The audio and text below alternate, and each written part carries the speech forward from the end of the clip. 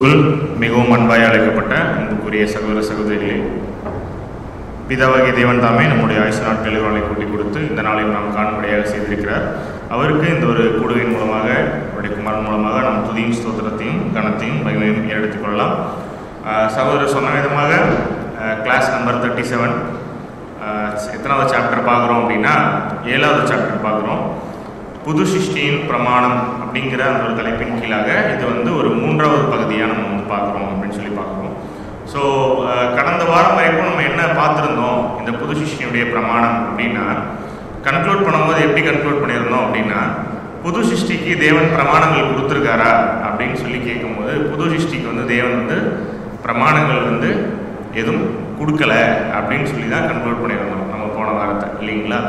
So அப்போ யாருக்கெல்லாம் பிரமாணங்கள் கிளியராக கொடுக்கப்பட்டிருக்கு அப்படின்னு சொல்லி போன வாரம் பார்த்தோம் அப்படின்னா, உலக ஜனங்களுக்கு கொடுக்கப்பட்டிருக்கு.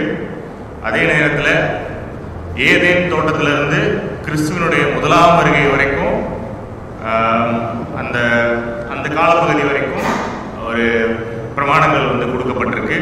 அண்ட் அதே நேரத்தில் அவருடைய 1000 வருட அரசாட்சியிலையுமே கூட இந்த புதிய உடன்படிக்கைக்கு கீழாக சில பிரமாணங்கள் தேவன் கொடுத்திருக்கார். ஈவன் இஸ்ரேல் மக்களுக்கு நியாயப்பிரமாண கட்டளைகளையும் பிரமாணங்களையும் கொடுத்திருக்கார்.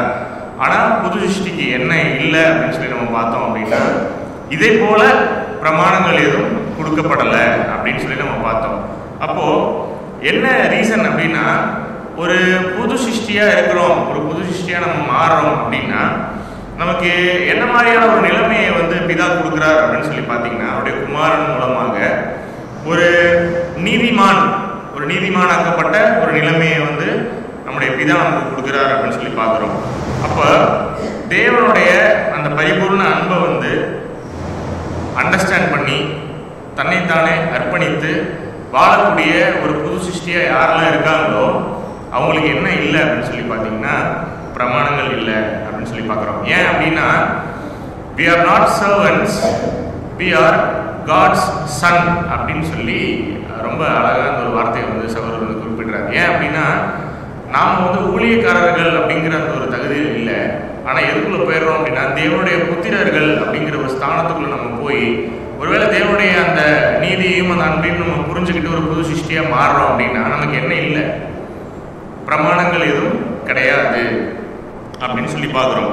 அப்போ ஏன் அப்படின்னா, அவங்க பர்ஃபெக்டாக இருப்பாங்க, நீதி நிலைமையில் இருப்பாங்க, இயேசு கிறிஸ்துவனுடைய அந்த சாயலில் இருப்பாங்க.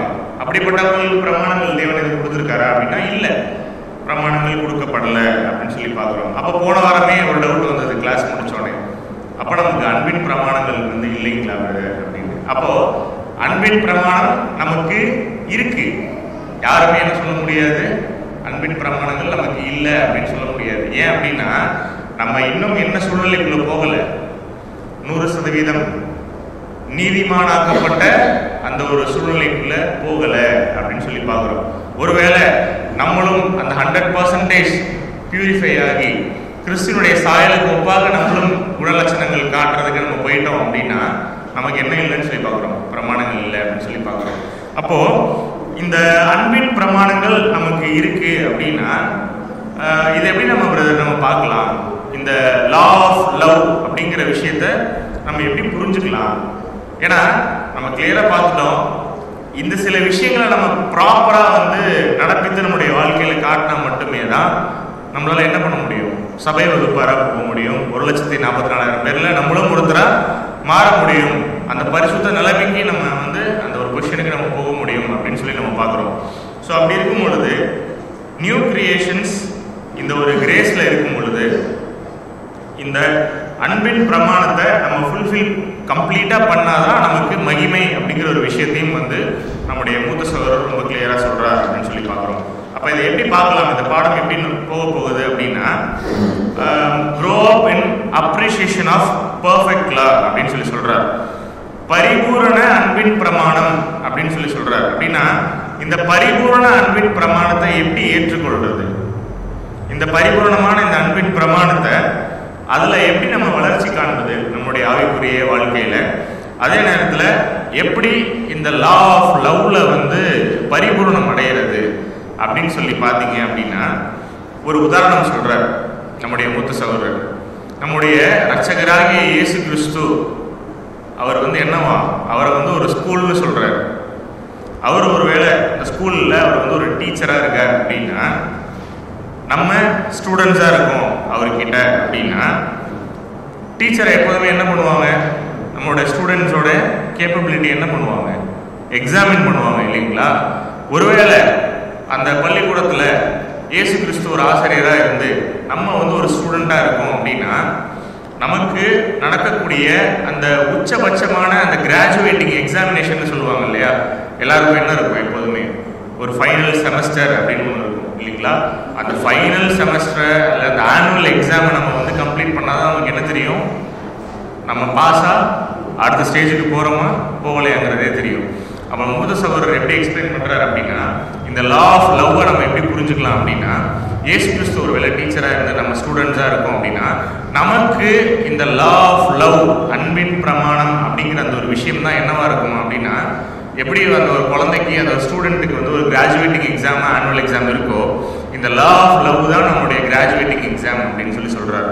எப்படின்னா, நம்ம அன்பில் பரிசோதிக்கப்படுவோம் அப்படின்னு சொல்லி சொல்கிறார். ஏன் அப்படின்னா, அதில் கேட்ட சூழ்நிலைகளை கொடுப்பார் தேவன் நமக்கு.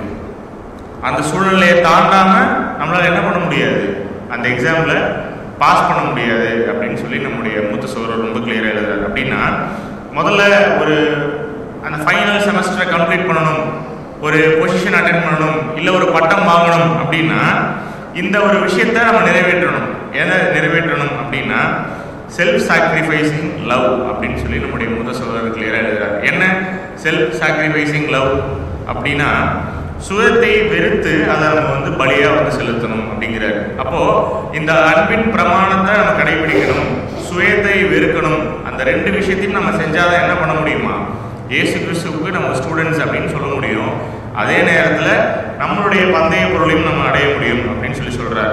ஏன்னா இந்த ஒரு ஓட்டம் இருக்கு இல்லையா, இதை வந்து நம்முடைய மூத்த சகோதரர் வந்து எப்படி சொல்கிறார் அப்படின்னா, பவுலை வந்து குறிப்பிட்டு சொல்கிறார். ஏன்னா பவுலுடைய வார்த்தைகளை வாசிச்சிடலாம். பிலிப்பியர் 3ஆம் அதிகாரம் 13ஆம் வசனம். பிலிப்பியர் 3ஆம் அதிகாரம் 13ஆம் வசனம். சகோதரரே, அதை பிடித்து கொண்டேன் என்று நான் எண்ணுகிறதில்லை. ஒன்று சொல்கிறேன், பின்னானவைகளை மறந்து முன்னானவைகளை நாடி. ஒன்று செய்கிறேன், பின்னானவைகளை மறந்து முன்னானவைகளை நாடி அப்படின்னு சொல்லி இருக்கு. அப்போ நம்முடைய மூத்த சகோதரர் யார் ரெஃபர் பண்றாரு இந்த ஒரு விஷயத்துலனா, நம்முடைய அப்போஸ்தலனாகிய பவுலுடைய வார்த்தைகளை வந்து நினைவு கூர்ந்து அதை வந்து கோட் பண்றாரு. எப்படின்னா, நல்லா யோசிச்சு பாருங்க, நம்ம இந்த சபை வகுப்பாரா போகணும் அப்படிங்கிறத அப்போஸ்தலனாகிய பவுல் எந்த கண்ணோட்டத்தில் பார்க்குறாரு அப்படின்னா, ஒரு ரன்னிங் ரேஸ் மாதிரி, ஒரு ரேஸ் கோர்ஸ் மாதிரி பார்க்குறாரு அப்படின்னு சொல்லி பார்க்குறோம். அப்போ எப்படி பார்க்குறாரு அப்படின்னா, ஒரு ஓட்டம் இருக்கு, ஒரு பந்தய சாலையில் நம்ம ஓடிட்டு இருக்கோம். ஆனால் என்ன பண்ணணும் அப்படின்னா, நம்ம ரொம்ப கேர்ஃபுல்லாக ஓடணும். அப்படி பக்காவாக அந்த ரூல்ஸ் அண்ட் ரெகுலேஷன்ஸை ஃபாலோ பண்ணி நம்ம அந்த ரேஸில் பங்கு பெறுறோம் அப்படின்னா நமக்கு என்ன கிடைக்கும், ஆட்டோமேட்டிக்காக அந்த பந்தய பொருள் வந்து கிடைக்கும். ஆனால் இந்த பந்தய பொருளை நம்ம எடுக்கணும் அப்படின்னா நம்ம என்ன பண்ணுறோம் அப்படின்னு சொல்லி பார்த்தீங்கன்னா, அந்த லா ஆஃப் லவ் நமக்கு வேணும், அன்பின் பிரமாணங்கள் நம்ம நிறைவேற்றணும், நீதியாக நிறைவேற்றணும், சுயத்தை வெறுக்கணும் அப்படின்னு சொல்லி நம்ம பார்க்குறோம். அப்போது இந்த ஒரு ஓட்டத்தில் ஓடும்போது எதனால நிறைய பேரால் இந்த ஓட்டத்தை வந்து கம்ப்ளீட்டாக சக்ஸஸ்ஃபுல்லாக முடிக்க முடியல. உதாரணத்துக்கு அறுவடை ஊழியம் செய்கிறோம், சகோதர சகோதரிகளுக்கு வந்து பேசிக் கிளாஸ் எடுக்கிறோம், எடுத்து அவங்களும் நல்மனசாட்சியின் உடன்படிக்கை பண்ணிடுறாங்க, தேவனோட உடன்படிக்கை பண்ணிடுறாங்க, பண்ணி சத்தியத்துக்குள்ளே வந்துடுறாங்க. ஆனால் எல்லாராலையுமே சபை வகுப்பாராக ஆக முடியலையே. அது காரணம் என்ன அப்படின்னா, அவர் ஒரு கீவேர்ட் சொல்கிறாரு, அதை பிடித்து கொண்டேன் என்று நான் எண்ணுகிறதில்லை, ஒன்று செய்கிறேன், பின்னானவைகளை மறந்து அப்படின்னு. மூத்த சகோதரர் என்ன சொல்கிறார் அப்படின்னா, ஏன் நிறைய பேர் இந்த ஓட்டத்தை வந்து கம்ப்ளீட்டாக ஓட முடிகிறது இல்லை தெரியுமா, பின்னானவைகளை வந்து அவங்க பவுல் போல வந்து மறக்கிறது இல்லையா. பின்னானவைகள்லாம் ஒரு ரொம்ப பழைய விஷயத்தை பற்றி பேசலை. என்ன மாதிரி ஒரு சிந்தனைக்குள்ளே இருப்பாங்க அப்படின்னா, தேவனோட உடன்படிக்கை பண்ணிட்டு சத்தியத்துக்குள்ளே வந்துடுவாங்க. ஆனால் வந்துட்டாலும் அவங்க மனசுக்குள்ளே என்ன ஓடிட்டே இருக்குமாமா, அவங்களுடைய பழைய வாழ்க்கை, பின்னான மாம்ச பிரகாரமான அவர்கள் செய்த செயல்கள், இது என்ன பண்ணுவாமா, மண்டக்குள்ள வந்து ஓடிட்டே இருக்குமா. ஏன்னா இதை ஓடும் போது என்ன ஆயிடும் அப்படின்னா, முன்னானவைகளை நாடி அப்படின்னு சொல்லி ஒரு வார்த்தை இருக்கு வசனத்தில் இல்லைங்களா. பவுல் என்ன சொல்றாரு, அதை வந்து நம்முடைய ரசல் பிரதர் மூத்த சகோதரர் எப்படி விளக்குறாரு அப்படின்னா, பவுல் எதனால அந்த ஓட்டத்தை கம்ப்ளீட்டா முடிக்கிறாரு தெரியுங்களா? முன்னானவைகளை மறந்து. இப்ப நம்ம என்ன பண்றோம் அப்படின்னா, பின்னானவைகளை மறந்து முன்னானவைகளை நாடி அப்படின்னு சொல்றாரு. ஏன் அப்படின்னா, அந்த பழைய விஷயங்கள் அப்படின்னு வரும்போது ரொம்ப பழைய விஷயங்கள் இல்லை. இவன் நேற்று ஒரு சம்பவம் நடந்திருக்கும் நம்முடைய வாழ்க்கையில. ஏதோ ஒரு சின்ன விஷயத்துக்காக நம்ம என்ன பண்ணியிருப்போம், சில மீறுதல்களுக்குள்ளாக நம்ம போயிருப்போம். தேவனுக்கு அகெயின்ஸ்டா, வசனத்துக்கு அகெயின்ஸ்டா ரிப்பெண்ட் பண்ணி நம்ம என்ன பண்ணியிருப்போம். ஒருவேளை நம்ம மனசார அதை தப்ப உணர்ந்து மன்னிப்பு கேட்டு பிதா மன்னிச்சிடறாருன்னு வச்சுக்கோங்களேன். நேற்று நடந்திருக்கும் அந்த சம்பவம். ஆனால் அடுத்த நாள் நம்ம மைண்ட் அதை அக்செப்ட் பண்ணிக்குமா அப்படின்னு சொல்லி கேட்டிங்கன்னா, ஒரு மாதிரி நெருடலாக அந்த சம்பவங்கள் என்ன பண்ணிட்டு இருக்குமா, மனசுக்குள்ளே ஓடிட்டே இருக்குமா. அப்போ நம்முடைய மூத்த சகோதரர் என்ன எழுதுறாரு, இப்படி நேற்று நடந்தது, உன்னுடைய மாம்சத்தில் நீ செய்தது, தேவன் மன்னித்தும் சில நேரம் அதே நீ நினச்சிட்டு இருக்க, அந்த விஷயத்தையே உன் மண்டக்குள்ளே போட்டு நீ ஓடிட்டே இருக்க அப்படின்னா உன்னால் என்ன பண்ண முடியாது அப்படின்னா, ஃப்யூச்சரில் நடக்கக்கூடிய அந்த விஷயங்களை ஃபோக்கஸ் பண்ண முடியாது. ஸோ அது மேலே உன்னுடைய ஃபர்தராக உன்னுடைய ஆவிக்குரிய அந்த ஒரு ஓட்டம் இருக்கு இல்லையா, அந்த வளர்ச்சி, அந்த ரேஸ் இருக்கு இல்லையா, ரன்னிங் ரேஸ், அதை சக்ஸஸ்ஃபுல்லாக நீ ரன் பண்ணி என்ன பண்ண முடியாது, அந்த ப்ரைஸை நீ வாங்க முடியாது அப்படின்னு சொல்கிறாரு. அப்போது இதை விளக்கங்கள் கொடுக்கும்போது நம்முடைய மூத்த சகோதரர் எப்படி கொடுக்குறாரு அப்படின்னா, இந்த ஒரு ஆவிக்குரிய ஓட்டம் இருக்கு இல்லைங்களா, அதை ஒரு 4ஆக டிவைட் பண்ண சொல்கிறாரு. ஆல்ரெடி இந்த டாபிக்ஸை நிறைய பாடங்களில் டச் பண்ணிட்டோம். ஆனால் புது சிஷ்டியின் பிரமாணத்தில் அது கண்டிப்பாக வருது. ஸோ அதையும் நம்ம டச் பண்ணிடுறோம் இன்னைக்கு நடக்கக்கூடிய பாடத்துலையுமே. என்ன அப்படின்னா, ஒரு புது சிருஷ்டி ஒரு சபை வகுப்பாராக ஆகிறதுக்கு முன்னாடி அந்த ஒரு ஓட்டத்தில் இருக்கும் பொழுது அந்த ஓட்டத்தை 4ஆக டிவைட் பண்ண சொல்கிறாரு. ஒரு உதாரணத்துக்கு வச்சுப்போமே, ஒரு 100 மீட்டர் ரேஸ் ஓடுறாங்க, ஸ்ப்ரிண்டிங் பண்ணுறாங்க. அந்த 100 மீட்டர் ஓடக்கூடிய ஒரு ஓட்டத்தை 4ஆக டிவைட் பண்ண எத்தனை மீட்டர்ஸ்? 25 மீட்டர்ஸ். அப்போ ஒவ்வொரு குவார்ட்டருக்கும் என்ன, டோட்டலி 4 குவார்ட்டர்ஸ், ஒவ்வொரு குவார்ட்டருக்கும் 25 மீட்டர்ஸ் ஓடணும் அப்படின்னு. அப்போ இந்த 100 மீட்டர் ஓட்ட பந்தயமே எதை பத்தினதாவது, எப்படிப்பட்ட ஒரு ஓட்டமா இருக்கணும் அப்படின்னா, லா ஆஃப் லவ்வுக்கு அபைடிங்கா இருக்கணும் அப்படின்னு சொல்றாரு. அப்போ அந்த அன்பின் பிரமாணம் தான் இந்த ஒரு 100 மீட்டர் ஓட்டம்னு வச்சுக்கோங்க. மெயின்ல அன்பின் பிரமாண கொள்கையில நம்ம கடைபிடித்தே ஆகணும். கடைபிடிச்சாதான் நம்ம சபை வகுப்பாரா போக முடியும் அப்படின்னு வசனம் ரொம்ப கிளியரா சொல்லுது. அப்படின்னா அந்த 100 மீட்டரை 4ஆக பிரிச்சுட்டு 25 மீட்டரா பிரிச்சிட்டோம்னா, அந்த ஒவ்வொரு குவார்ட்டருக்கும் ஒவ்வொரு 25 மீட்டருக்கும் ஒரு விளக்கங்கள் கொடுக்குறாரு நம்முடைய மூத்த சகோதரர். ஒருவேளை ஒருத்தர் அந்த 4 குவார்ட்டரையும் தாண்டிடுறாங்க அப்படின்னா, அவங்க கண்டிப்பா எதை தாண்டி தான் வந்திருக்கணும், ஃபர்ஸ்ட் குவார்ட்டரை தாண்டி தான் வந்திருக்கணும் இல்லைங்களா. எடுத்தோடனே 4வது அந்த 25வது மீட்டருக்குள்ள நுழைஞ்சு ஓடுறதுக்கு உண்டான சாத்தியக்கூறுகள் இல்லை. ஸோ ஒரு ப்ராசஸாக போகணும். அப்போ தொடக்கத்துலேருந்து ஒரு சகோதரனோ சகோதரியோ அந்த அன்பின் பிரமாணத்துக்குள்ள பிரயாணப்படுறாங்க, ஆவிக்குரிய ஓட்டத்தில் இருக்காங்க அப்படின்னா, அந்த 4 குவார்ட்டருமே என்னதான் சொல்றாரு அப்படின்னா, அன்பு தான். மொதல் 25 மீட்டர் அன்பு இல்லை, அடுத்த 25 மீட்டர் அன்பு இருக்கு.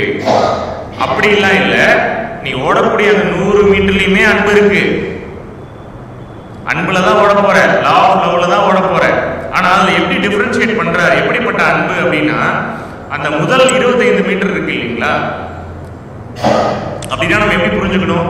முதல் 25 மீட்டர் அப்படின்னா நம்ம மனசுக்குள்ள என்ன வரணும் அப்படின்னா, நம்முடைய அர்ப்பணிக்கப்பட்ட வாழ்வு தொடங்கி நம்மளுடைய ஆவிக்குரிய ஓட்டத்துல ஃபர்ஸ்ட் பார்ட்னு வச்சுக்கலாம் புரிதலுக்காக.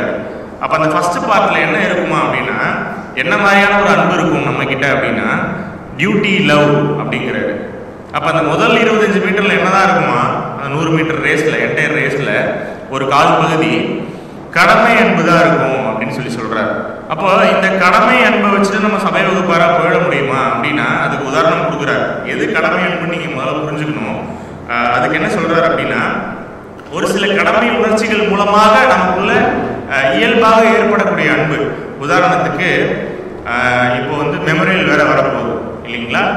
ஸோ மெமரியல் வரப்போகுது அப்படிங்கும்போது நம்ம எதுக்குள்ளான ஒரு தியானத்துக்குள்ள போவோம், நம்முடைய ரட்சகருடைய பாடுகள் குறித்தான விஷயங்கள், அவருடைய ஈடுபலி குறித்தான விஷயங்கள், இதை என்ன பண்ணுவோம், அப்படியே தொடர்ந்து மெடிடேட் பண்ணிட்டே வருவோம். அப்போ வரும்போது அந்த காலப்பகுதியில் அவருடைய ஒரே பேரான குமாரனை நமக்காக கொடுத்து பலியா மீட் எடுத்திருக்கார் அப்படிங்கிற அதோட இம்பார்ட்டன்ஸ் நமக்கு புரிய வரும் பொழுது நம்முடைய மைண்ட் செட் என்ன மாதிரி இருக்கும்? சார் நமக்காக வந்து என்ன பண்ணியிருக்காரு, அவருடைய ஒரே பேரான குமாரனை கொடுத்து ஒரு மிகப்பெரிய ஒரு தியாகம் பண்ணியிருக்காரு நம்முடைய பிதா. அப்போ அவருக்கு நம்ம என்ன மாதிரியான ஒரு அன்பை திருப்பி செலுத்த போறோம் அப்படின்னு ஒரு சிந்தனை வரும்ல நமக்குள்ளார. நம்மளை மீட்டு எடுக்கிறதுக்காக அவருடைய குமாரனையும் கொடுத்துருக்காரு அப்படின்னு, இது என்ன லவம் அப்படி ஒரு சிந்தனை நமக்குள்ள வருதுன்னா இது கடமை அன்பா. ஏன் நம்மளை மீட்டெடுக்கிறதுக்காக அவருடைய குமாரனை கொடுத்துருக்கார். ஸோ அதுக்காக நம்ம என்ன பண்றோம், அந்த ஒரு மைண்ட் செட்டுக்குள்ள போறோம். என்னன்னா பிதா நமக்காக பண்ணியிருக்கார், ஸோ பிதாவுக்காக நம்ம என்ன பண்ண போறோம், இந்த வாழ்க்கையை அர்ப்பணிக்கிறோம், அவருடைய குமாரன் போல நம்ம ஓட போறோம் அப்படின்னு நினைச்சிட்டு அந்த லைஃபை ஸ்டார்ட் பண்றோம் தெரியுமா. இதுதான் என்ன அப்படின்னு சொல்லி சொல்றாருன்னா, உங்களுடைய ஆவிக்குரிய ஓட்டத்திலேயே இருக்கக்கூடிய ஃபர்ஸ்ட் குவார்ட்டர், அந்த முதல் 25 மீட்டர்னு மைண்ட்ல வச்சுக்கோங்க அப்படிங்கிறாரு. அப்போ இந்த ரேஸ் வந்து ஸ்டார்ட் ஆயிடுச்சு அப்படின்னா, இந்த ரேஸ் வந்து முடியும் போது இருக்கிறதுலே வந்து ஒரு பெஸ்ட் ஒரு ரேஸா வந்து கம்ப்ளீட் ஆகணும், ஒரு பர்ஃபெக்ட் ரன்னா இருக்கணும். அந்த ஒட்டுமொத்த அந்த ஒரு ஓட்டமுமே இருந்தால்தான் பிரைஸ் கிடைக்கும். ஒருவேளை ஓடக்கூடியவங்க ஒரு 2-3 குவார்ட்டர், ஒரு 100 மீட்டர்ல ஒரு 75 மீட்டர் நல்லா ஓடிட்டாரு, ஒரு கடைசி 25 மீட்டர் அவரால் ஓடவே முடியல, தொடக்கம் நல்லா இருந்தது அப்படின்னு சொல்லிட்டு அவருக்கு பிரைஸ் கொடுப்பாங்களா? எடுத்தோடனே நீங்க ரொம்ப வேகமாக ஓடிட்டீங்க பிரதர் அப்படின்னு சொல்லிட்டு பிரைஸ் கொடுப்பாங்களா? மாட்டாங்க. அப்போ எல்லா அந்த குவார்ட்டர்ஸையும் தாண்டணும், எல்லா தூரத்தையும் கடக்கணும், ஃபைனலா வரைக்கும் சக்சஸ்ஃபுல்லா ரன் ஆனாதான் நமக்கு என்ன கிடைக்கும் அப்படின்னு சொல்லி பாத்தீங்கன்னா அந்த பரிசு கிடைக்கும் அப்படின்னு சொல்லி பாக்குறோம். அப்போ ஒருவேளை இந்த கடமை அன்பு இருக்கு இல்லைங்களா, சத்தியத்துக்குள்ள ஓடக்கூடிய நமக்கு இப்போ உதாரணத்துக்கு என்ன சொல்றாரு மூத்த சகோதரர் அப்படின்னா, உலக பிரகாரமான ஜனங்கள் இருக்காங்க, நம்ம பார்க்குறோம் அவங்கள. ஒரு தாய் வந்து தன் குழந்தை மேல வந்து அன்பு செலுத்துறதோ, இல்லை ஒரு தகப்பன் வந்து அந்த குழந்தை மேல அன்பு வைக்கிறதோ, அந்த குழந்தை பதிலுக்கு அந்த தகப்பன் மேல அன்பு வைக்கிறதோ, உலக மக்களை பொறுத்த வரைக்கும் எதுதான் உச்சபட்ச அன்பா? இதுதானாமா? ஒரு பேரண்ட்ஸ் வந்து ஒரு குழந்தை மேல வைக்கிறதோ, ஒரு குழந்தை வந்து ஒரு பேரண்ட்ஸ் மேல வைக்கிறதோ என்ன அப்படின்னா உச்சபட்ச அன்பா ட்ரீட் பண்ணுவாங்க. ஐயோ என் குழந்தை என் மேல என்ன மாதிரி ஒரு பாசத்துல இருக்கு. அந்த பேரண்ட்ஸும் அப்படிதான் நினைப்பாங்க, அந்த குழந்தைக்காக நம்ம இதெல்லாம் பார்த்து செய்யணும் அப்படின்னு. இது அவருடைய எக்ஸ்ட்ரீம் லவ். ஆனா புது சிஷ்யனுடைய ஓட்டத்தில் இருக்கக்கூடிய நமக்கு என்ன தெரியுமாவா, அதுதான் லீஸ்ட் பெஞ்ச் மார்க் அப்படின்னு சொல்றாரு. ஏன் அப்படின்னா நம்முடைய அந்த ஒட்டுமொத்த 100 மீட்டர் ஓட்ட பந்தயத்தில் இது எதுதான் குவார்டர், இது வந்து ஃபர்ஸ்ட் குவார்டர். உலக பிரகாரமான மக்களுக்கு வேற என்னவா இருக்கலாம், இந்த மாதிரியான ஒரு அன்பை செலுத்துறது ஒரு பிரம்மாண்டமான விஷயமா இருக்கலாம். ஆனா ஆவிக்குரிய ஓட்டத்தை ஓடக்கூடிய நமக்கு என்னதான் நம்ம இது ஒரு லீஸ்ட் லவ் ஸ்டார்டிங் பாயிண்ட் அப்படிங்கிறாரு. இது கூட இல்லைன்னா நம்ம என்ன பண்ண முடியாது, ஒண்ணுமே பண்ண முடியாது. அப்ப என்னைக்கு நம்ம உடன்படிக்கை பண்ணி நம்மளை ஒப்பு கொடுக்குறோம்னு சொல்லிட்டோமோ நம்ம எதுக்குள்ள வந்துட்டோம், இந்த லவ் உண்டான இந்த லா ஆஃப் லவ்க்குள்ள நம்ம வந்துட்டோம், இந்த ரேஸ்க்குள்ள வந்துட்டோம். ஆனா ஓட ஸ்டார்ட் பண்றோம். ஸோ ஃபர்ஸ்ட் குவார்ட்டர்ல நம்ம ஓடுறோமா அப்படிங்கிறத நம்ம பார்த்துக்கணும். அதே நேரத்தில் ஒருவேளை இந்த முதல் 25 மீட்டர் இருக்கு இல்லைங்களா, இந்த டியூட்டி லவ், ஸோ இதில் தான் நம்ம என்ன கற்றுப்போம் ஆக்சுவலி. ஏன்னா பிதா பற்றி தெரிஞ்சிருச்சு, அவருடைய குமாரன் நமக்காக பலியாக கொடுத்துருக்கார், நமக்காக அவர் எவ்வளவோ ஒரு அபரிவிதமான திட்டங்களை கொடுத்துருக்கார், மகிமை நம்ம அடையிறதுக்குண்டான விஷயங்களை காட்டுறாரு நமக்கு கண்ணெதிர. அப்போ நம்ம என்ன பண்ணுறோம், ஒரு கடமை நிமித்தமாக ஒரு பதிலுக்கு ஒரு அன்பு செலுத்துறோம் இல்லைங்களா. இந்த முதல் குவார்ட்டர்ல இந்த முதல் ஓட்டம், இந்த ஓட்டத்துக்குடைய இந்த ஸ்டார்டிங் பாயிண்ட்ல நம்ம என்ன தெரிஞ்சுக்குவோம் அப்படின்னு சொல்லி எழுதுறாரு அப்படின்னா, தேவனுடைய அன்பு, தேவனுடைய அந்த மகிமை, தேவனுடைய அந்த நீதி, ஞானம், வல்லமை, இதெல்லாத்தையும் எப்பதான் புரிஞ்சுப்போமா, இந்த ஓட்டத்தினுடைய ஒரு ஸ்டார்டிங்ல தான் வந்து கொஞ்சம் கொஞ்சமா நம்ம அண்டர்ஸ்டாண்ட் பண்றோம் அப்படின்னு சொல்லி நம்முடைய மூத்த சகோதரர் எழுதுறாரு. அதே நேரத்துல அந்த முதல் அந்த 25 மீட்டரோட எக்ஸ்ட்ரீம் ஒரு ஷோ எப்படி இருக்கும் அப்படின்னா, தேவனை வந்து புரிஞ்சு கொண்டு அவரை ஏற்றுக்கொண்டு அவருடைய நீதி இருக்கு இல்லைங்களா, அவருடைய நீதி என்ன, அவருடைய விருப்பங்கள் என்ன, அவருடைய சிந்தனை என்ன மாதிரி இருக்கும். அப்ப அவருடைய அன்பு, அவருடைய நீதியை புரிஞ்சுக்கிட்டு நம்ம ஓட முயற்சிப்போம் தெரியுமா. இதுதான் அந்த முதல் குவார்ட்டருடைய எக்ஸ்ட்ரீமான ஒரு வெளியரங்கமான ஒரு கேரக்டரா இருக்கும் நம்ம மத்தியில அப்படின்னு சொல்லி சொல்றாரு. ஏன்னா இந்த முதல் குவார்ட்டர்ல நம்ம என்ன ட்ரை பண்ணுவோமா, தேவனை போல மாறணும் அப்படிங்கிற ஒரு சிந்தை யாருக்குள்ள வந்துருமா, நமக்குள்ள வந்துடும் அப்படின்னு சொல்லி நம்முடைய மூத்த சகோதரர் கிளியரா சொல்றாரு அப்படின்னு சொல்லி பாக்குறோம். ஒருவேளை என்னங்க பிரதர், தேவனுடைய அந்த திட்டங்களை புரிஞ்சுக்கிறோம், தேவனுடைய அந்த நீதியை புரிஞ்சுக்கிறோம், அவருடைய ஞானம், அவருடைய வல்லமை, அவருடைய அந்த மகத்துவங்கள் எல்லாத்தையும் புரிஞ்சுக்கிறோமே, இதுதான் முதல் குவார்ட்டருங்களா? அப்போ மீதி 3 குவார்டர் என்ன இருக்கும்? அப்போ இது அவ்வளோ கடினமான ஒரு ஓட்டமா அப்படின்னு கேட்டிங்கன்னா, அதை அழகாக 4ஆக டிவைட் பண்ணி அந்த 4க்கும் எக்ஸ்பிளனேஷன்ஸ் கொடுக்குறாரு நம்முடைய மூத்த சகோதரர். எப்படின்னா, அந்த 2வது குவார்டர் இருக்கு இல்லைங்களா, அதாவது அந்த 100 மீட்டர் ஓட்டப்பந்தயத்தில் முதல் 25 மீட்டர் இப்போ நம்ம ஓடிட்டோம். அதுதான் இந்த கடமையான உண்டான விஷயங்கள்னு சொல்லி பார்க்குறோம். அப்போ மீதி 26 அந்த 25 மீட்டர் அந்த 50 மீட்டர் போகிறோம் தெரியுங்களா, அந்த செகண்ட் குவார்டர், அதாவது ஒரு பாதி தூரத்தை கடக்கிற அளவுக்கு போகிறோம் தெரியுமா, அதில் நம்மளுடைய மைண்ட் என்னவா இருக்கும், எப்படி நம்ம ஓடுறோம் அப்படின்னா, இந்த ஒரு ஃபேஸில் தான் நம்ம என்ன பண்ணுறோம்மா, தீமையை வெறுக்கிறதுக்கு ஸ்டார்ட் பண்ணுறோம். ஏன்னா டிஃப்ரென்சியேஷன் காட்டுறாரு.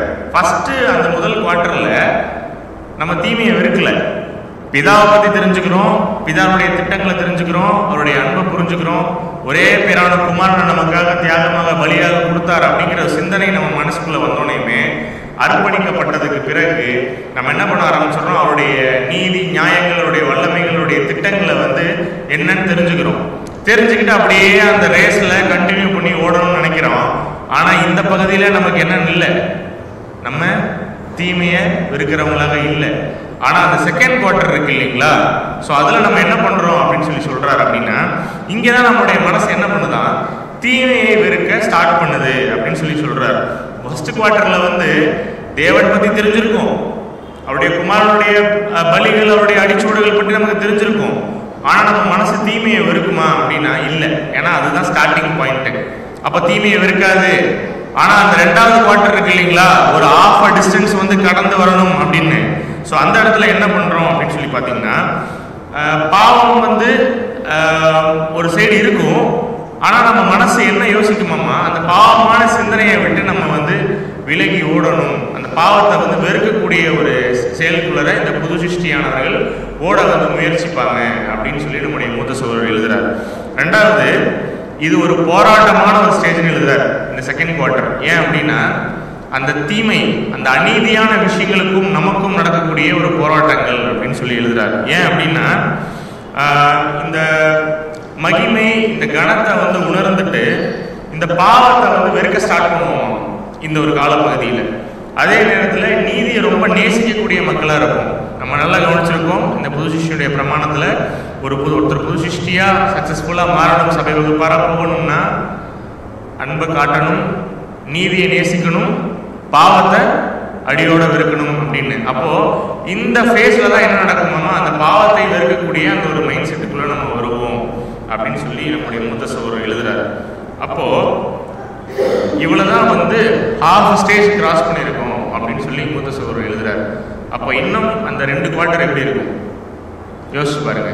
இப்போ நம்மளுடைய வாழ்க்கை முறை எப்படி இருக்கு, சத்தியத்துக்குள்ளே வந்துட்டோம், அர்ப்பணிச்சிட்டோம், ஓட ஸ்டார்ட் பண்ணிட்டோம். இது பதில் சொல்றதுக்கு உண்டான விஷயங்கள் இல்லை, ஒவ்வொருத்தரும் அவங்களுடைய மனசுக்குள்ள சிந்தனைக்குள்ளே கொண்டு போகணும். 4 குவார்ட்டர்னு பிரிச்சிட்டோம். ஒருவேளை நம்ம மனசு சொல்லுதா, நான் இப்போ செகண்ட் குவார்ட்டரில் இருக்கேன் தேவனே, நான் இப்போ தான் இந்த ஃபஸ்ட் குவார்ட்டரே என்ட்ராக இருக்கேன், இப்போ தான் உங்களுடைய அந்த அருமையான அந்த உங்களுடைய வல்லமைகளையும் உங்களுடைய ஞானத்தையும் உங்களுடைய திட்டங்களையும் நான் புரிஞ்சுக்கிறேன். ஆனால் எனக்கு பாவத்து மேலே எனக்கு வந்து ஒரு வெறுப்பு இல்லை, பாவமும் இருக்கு, ஆனால் தேவனையும் நான் தெரிஞ்சுக்கிறேன். நம்முடைய வாழ்க்கை அப்படிதான் இருக்கா பாவத்தோட அப்படின்னா, நம்ம ஃபர்ஸ்ட் ஸ்டேஜ்லேயே தான் இருக்கும். இன்னும் என்ன பண்ணல, அந்த ரேஸை முடிக்கிறதுக்கு உண்டான ஒரு ஓட்டத்தை அக்ரெசிவாக ஸ்டார்ட் பண்ணலன்னு அர்த்தம். ஒருவேளை உங்களுடைய திட்டங்கள் எல்லாம் தெரிஞ்சிருச்சு, எது சரி எது தவறுன்னு தெரிஞ்சிருச்சு, என்னுடைய மனசு எதை வெறுக்க ஆரம்பிக்குது, பாவத்தை வெறுக்க ஆரம்பிக்குது. நமக்கு அந்த பாவத்தை வெறுக்கும்போது நமக்கு என்ன வருமாமா, கண்டிப்பா போராட்டங்கள் வரும்னு சொல்லி சொல்றாரு. ஏன் அப்படின்னா, தேவனுடைய நீதியான நியாயங்களை தெரிஞ்சுக்கிட்ட அந்த மனசு ஃபர்தரா இந்த புது சிருஷ்டி அப்படிங்கிற அந்த ஒரு விஷயத்த, அந்த ஒரு சபை வகுப்பாரா மாறணும் அப்படிங்கிற அந்த ஓட்டத்துக்குள்ள போகிறதுக்கு ட்ரை பண்ணும்போது என்ன பண்ணுமா, மனசு சண்டை போடுமா, போராட்டம் நடக்குமா. ஏன்னா ஒரு சைடு பாவத்தையும் இருக்கணும், ஒரு சைடு சபை வகுப்பாரம் மாறி இந்த ஓட்டத்தை முடிக்கணும். அப்போ பின்னானவைகளை வந்து என்ன பண்ணணும், மறக்கணும், முன்னானவைகளை வந்து ஞாபகப்படுத்தி ஓட ஆரம்பிக்கணும் ஃபர்தரா. அப்ப இது நமக்கு ஒரு போராட்டமான ஒரு கதைகள். அப்ப யோசிச்சு பார்க்கலாம், நம்ம இப்ப செகண்ட் குவார்ட்டர்ல இருக்கிற மாதிரி நமக்கு ஃபீல் ஆகுதுங்களா எங்கேயாவது? இல்லை அப்படின்னீங்கன்னா தேர்ட் குவார்ட்டருக்கு ஒரு வேலை ஓடிட்டு இருக்கவங்களா இருக்கலாம். இல்லைங்க பிரதர், நான் ஃபர்ஸ்ட் குவார்ட்டர்லேயே இன்னுமே சுற்றிட்டு இருக்க மாதிரி இருக்கு அப்படின்னு ஒரு ஃபீல் வருதுன்னா நம்ம என்ன பண்ணலாம்? இன்னுமே அந்த ஒரு ரேஸில் ஓடுறதுக்கு அடுத்து செகண்ட் குவார்ட்டருக்குள்ளே போகிறதுக்கு உண்டான வழி என்னங்கிறத நம்ம பார்க்கலாம். அப்போ இன்னுமே நம்ம அந்த பாவத்தை வெறுக்கக்கூடிய அந்த செயல்கள் நம்ம மனசுக்குள்ளே வரல, இன்னும் துணிகரமாக நம்ம சில விஷயங்கள் செஞ்சுட்டு இருக்கோம்னா நம்ம எங்கே போகலை? செகண்ட் குவார்ட்டரே இன்னும் போகலை. அப்போ யோசிச்சு பாருங்க, அவருடைய எக்ஸ்பெக்டேஷன் என்ன மாதிரியான இருக்கு? சும்மா தூக்கி கொடுத்துருவாரா சபை வகுப்பாரா போகக்கூடிய அந்த ஒரு வாய்ப்பை? ஏன் புது சிஷ்யின்னு சொல்லி இந்த 6th வால்யூம் எடுத்து நம்ம இவ்வளோ நாள் டிஸ்கஸ் பண்ணிட்டு இருக்கோம், இவ்வளோ நாள் படிச்சுட்டு இருக்கோம் அப்படின்னா நம்ம பார்க்குறோம் எந்த அளவுக்கு நம்மளை ஸ்பெஷலாக ட்ரீட் பண்ணுறாரு எல்லா விஷயத்துலையும். உலக மக்களுக்கு ஒன்று இருக்கு, இஸ்ரேல் ஜனங்களுக்கு ஒன்று இருக்கு, ஆபிரகாமின் சந்ததிக்கு ஒரு வாக்குத்தத்தம் கொடுக்குறாரு. சபை வகுப்பாரா ஆனதுக்கப்புறம், இந்த கிங்டம் ஸ்டார்ட் ஆனதுக்கப்புறம் அவருடைய அந்த வெளியரங்கமான அந்த ஒரு காலப்பகுதியில் உலக மக்கள்கிட்ட அவர் என்ன எதிர்பார்க்கிறாரு, அவங்களுக்கு என்ன பிரமாணங்கள் கொடுக்குறாரு அதை கொண்டு நம்ம பார்க்குறோம். ஆனால் இந்த புது சிருஷ்டி அப்படின்னு அந்த கன்வெர்ட் ஆகிற அந்த சூழ்நிலைக்குள்ள இருக்கக்கூடிய நமக்கு என்ன மாதிரியான ஒரு டிஃப்ரென்சியேஷன்ஸ் காட்டுறாரு பாருங்க மற்றவங்களுக்கும் நமக்கும். அப்போ எதுக்கு இந்த பாடம் பார்க்குறோம் அப்படின்னா, நம்ம மனசை குற்றப்படுத்தி நீங்கள் இன்னும் பாவத்தை வெறுக்கல, நீங்கள் இன்னும் செகண்ட் ஸ்டேஜில் தான் ஓடிட்டு இருக்கீங்க, இதுதான் உங்களுடைய நிலைமை அப்படின்னு சொல்லி குற்றப்படுத்துறதுக்கா அப்படின்னா இந்த பாடம் அதை பற்றின விஷயங்கள் இல்லை. நம்ம எந்த இடத்துல ஓடிட்டு இருக்கோம், என்ன மாதிரியான ஒரு வேகத்தில் ஓடுறோம் அப்படிங்கிறது தெரிஞ்சாதான் என்ன பண்ண முடியும், கடைசியாக அந்த பந்தயத்தை அடைய முடியுமா முடியாதா அப்படிங்கிற ஒரு சிந்தனைக்குள்ளே நம்ம போக முடியும். ஆனால் ஒன்று யாருமே இந்த பந்தயத்துக்குள்ளே வரும்போது நான் தோக்கணுன்ற எண்ணத்தில் வரல. கரெக்டுங்களா? இந்த சத்திய வாழ்க்கைக்குள்ளே ஸ்டார்ட் பண்ணும்போது எல்லாரோட மைண்ட் செட்டும் என்ன மாதிரி இருக்கும்? எப்படியாவது சபை வகுப்பாராக போயிடணும், எப்படியாவது அவரை இம்ப்ரெஸ் பண்ணிடணும், அட் எனி காஸ்ட் என்ன பண்ணிடணும், நம்முடைய அல்டிமேட் கோல் என்னவா இருக்கணும்? சபை வகுப்பாராக போகணும் இல்லைங்களா? அவரோட மடியில் போய் உட்காரணும், அந்த எண்ணம் தான் நமக்குள்ளே இருந்தது. அப்போ யாருமே இந்த லா ஆஃப் லவ்க்குள்ளே வரும்போது, இந்த ஒரு ரேஸ்க்குள்ளே வரும்போது என்ன மைண்ட் செட்டில் வரல? இதுக்கு நான் நல்லா ஓடிட முடியாதுன்ற எண்ணத்தில் வரல. மனசு என்ன சொல்லுது? உங்களுடைய அந்த பரிசுத்தாவினுடைய கைடன்ஸ்னால என்ன பண்ணுறேன், நான் ஓடுறேன், நான் என்னை மாற்றிக்கிறேன், ஒவ்வொரு சூழ்நிலையுமே நான் என்னை மாற்றிட்டு நான் இந்த ஓட்டத்தை முடிச்சு காட்டுறேன் தகப்பனே, நான் ஃபுல்லத்தையும் அர்ப்பணிக்கிறேன் அப்படிங்கிற ஒரு எண்ணத்தில் தான் வரும். அப்போ இன்னுமே நம்ம எந்த இடத்துல இருக்கோங்கிறத நம்ம தெரிஞ்சுக்கல அப்படின்னா இந்த ஓட்டத்தை சக்ஸஸ்ஃபுல்லாக முடிக்க முடியாது. ஸோ அப்படின்றதையும் நம்ம மைண்டில் வைக்கணும் அன்புக்குரிய சகோதர சகோதரிகளே. ஸோ அதே நேரத்தில் இந்த தேர்ட் குவார்ட்டர் இருக்குங்களா, கடைசிக்கும் முன்னாடி இந்த தேர்ட் குவார்ட்டர், அதாவது இந்த 50 மீட்டர்லேருந்து இந்த 75 மீட்டர்னு வச்சுக்கோங்க மைண்டில், இந்த காலப்பகுதிக்குள்ளே நம்ம ஓடக்கூடிய சகோதரர்கள் என்ன மாதிரியான மைண்ட் செட்டில் இருப்பாங்க சகோதர சகோதரிகள் அப்படின்னா, அந்த அன்பு, அந்த தேவன் அன்பு, அவர் நம்ம மேல் வைத்த கிருபை, இந்த மீறுதல்கள், இந்த பாவத்தை வெறுக்கக்கூடிய இந்த விஷயங்கள் இதெல்லாமே தாண்டி இப்போதான் யார் மேலே நமக்கு கண்ணே போகும் அப்படின்னு சொல்லி பார்த்தீங்கன்னா, நம்மை சுற்றி இருக்கக்கூடிய அன்புக்குரிய சகோதர சகோதரிகள் மேலே போவோம் அப்படின்னு சொல்லி சொல்கிறார்.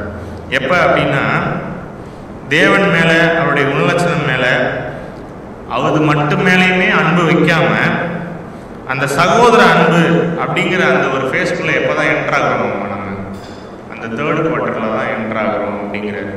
ஏன்னா இது வரைக்கும் நம்ம அந்த பார்த்த அந்த அந்த ஆஃப் ஆஃப் த ரேஸில் எங்கேயாவது சகோதர அன்பு அப்படிங்கிற ஒரு விஷயம் உள்ள வந்திருக்கா அப்படின்னா இல்லை. தேவன் நம்ம மீது அன்பை வைத்திருக்கிறார், நாம் பதிலுக்கு அவர் மீது அன்பு வைத்திருக்கிறோம். ஒரு கடமையான அன்பு ஃபர்ஸ்ட் குவார்ட்டரில். செகண்ட் குவார்ட்டரில் அவர் மீது வைத்த அந்த அன்பு, அவருடைய நீதி நியாயங்களை புரிஞ்சுட்டு நம்ம மனசு அவருடைய பிள்ளையாக மாறணும் அப்படிங்கிற ஒரு சிந்தனைக்குள்ள வரும்போது பாவத்தை வெறுக்கிற அந்த ஒரு ஸ்டேட்டுக்குள்ளே வரும். அப்போ இந்த அன்பின் ஓட்டத்தில் சகோதர அன்புக்குண்டான அந்த ஒரு சைடு நம்மளுடைய மைண்ட் எப்போ தான் திரும்புதான், இந்த ஒரு தேர்ட் குவார்ட்டரில் தான் திரும்புது அப்படின்னு சொல்லி சொல்கிறார். அப்போது இப்போ என்ன பண்ண ஆரம்பிப்போமாம்மா, இந்த ஒரு ஃபேஸ்க்குள்ளே நம்ம ஓடுறோம் அப்படின்னா, ஒரு சகோதரனையோ ஒரு சகோதரியோ நம்ம பார்க்குறோம் இல்லைங்களா, பார்க்கும் பொழுது நம்ம மனசு என்ன சொல்லுவோம்மா, அவர் ஒரு புது சிருஷ்டிக்கு உண்டான ஒரு ஓட்டத்தில் இருக்கக்கூடிய ஒரு சகோதரன், ஒரு புது சிஷ்யனுடைய ஒரு ஓட்டத்தில் இருக்கக்கூடிய ஒரு சகோதரி அப்படிங்கிற எண்ணம் எப்போ தான் வருமாமா, இந்த தேர்ட் குவார்ட்டரில் ரன் ஆகும்போது தான் அவங்க மேலே தான் அப்போ தான் அந்த பார்வையே போகுமா. ஸோ அது வரைக்கும் அந்த கடமை அன்புலையும் இருக்கும், அதே நேரத்தில் நீதியை நடப்பிக்கிற அந்த விஷயத்துலையும் ஒரு போராட்டமாக நம்ம மனசு ஓட்டிகிட்டே இருக்குமா. ஸோ அப்போ என்ன சொல்கிறாங்க அப்படின்னு சொல்லி பார்த்தீங்கன்னா, இந்த இடத்துல என்ன பண்ண முடியுமா நம்ம மனசால? ஒரு சகோதரனோ ஒரு சகோதரியோ நம்ம கிட்ட அப்ரோச் பண்றாங்க அப்படின்னா அது என்ன மாதிரியான ஒரு விஷயமா இருக்கு அப்படின்னு சொல்லி அவங்களால வந்து பார்க்க முடியுமா கிளியரா? ஒருவேளை ஒரு சகோதரனோ ஒரு சகோதரியோ ஒரு மீறுதலுக்குள்ள போறாங்க, ஒரு தவறான விஷயங்கள் ஏதோ ஒன்று செய்யறாங்கன்னா நம்மளால என்ன டிஃபரன்ஷியேட் பண்ணி பார்க்க முடியுமா? இப்ப அந்த சகோதரன் பிஹேவ் பண்ணது மாம்ச பிரகாரமா பிஹேவ் பண்றாரா, இல்ல ஒரு புது சிருஷ்டி போல பிஹேவ் பண்றாரா அப்படிங்கறத நம்ம மனசு என்ன பண்ணுமாமா? இந்த தேர்ட் குவார்டர்ல ஈஸியா கிளியரா வந்து என்ன பண்ணிடுமாமா? ரியலைஸ் பண்ணிடுமாமா, டிஃபரன்ஷியேட் பண்ணி பார்க்க முடியுமாமா? ஒருவேளை ஒரு சகோதரன் வந்து ஆவிக்குரிய ஓட்டத்துல ரொம்ப உற்சாகமா ஓடுறாரு, இன்னொரு சகோதரன் வந்து சபை வகுப்பாரா போகக்கூடிய ஒரு அந்த அளவுக்கு ஒரு மெச்சூர்ட் கேரக்டர் காட்டி அந்த அளவுக்கு ஒரு சின்சியரான ஒரு ரன்னிங்ல இல்லை அப்படின்னா நம்மளுடைய பார்வைக்கு என்ன தெரியுமாமா? ஆக்சுவலி டிஃபரன்ஷியேட் பண்ணி பார்க்க முடியுமா? எந்த சகோதரன் வந்து உலக பிரகாரமா இருக்கார், எந்த சகோதரன் வந்து ஆவிக்குரிய ஒரு ஓட்டத்துல வந்து ஓடுறதுக்கு முயற்சி பண்ணிட்டு இருக்காரா, எந்த சகோதரன் மாம்ச பிரகாரமா முடிவு எடுத்து அதில் மாற்றார், எந்த சகோதரன் வந்து ஆவிக்குரிய விஷயத்துல அவருடைய வாழ்க்கை முறையில முடிவு எடுக்கிறதுல வந்து ஆவிக்குரிய வகையில் எடுக்கிறார் அப்படிங்கிறத நம்மளால பார்த்தே என்ன பண்ணணும், என்ன பண்ணிக்க முடியுமா? புரிஞ்சுக்க முடியுமா? ஸோ இந்த இடத்துல தான் என்ன வருது அப்படின்னு சொல்லி பார்த்தீங்கன்னா இந்த பிரதர்லி லவ் அப்படின்னு சொல்லி பார்க்குறோம்.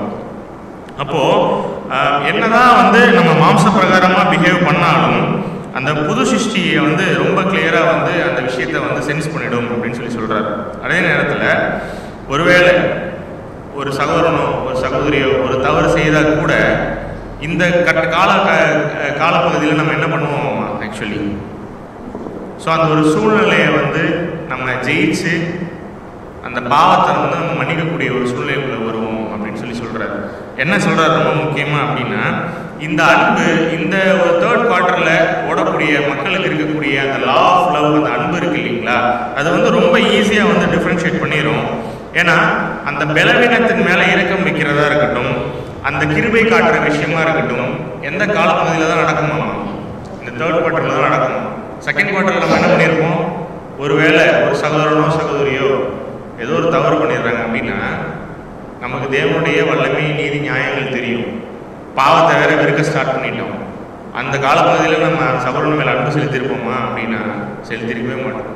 நமக்கு எப்படி வருமாமா கோவம்?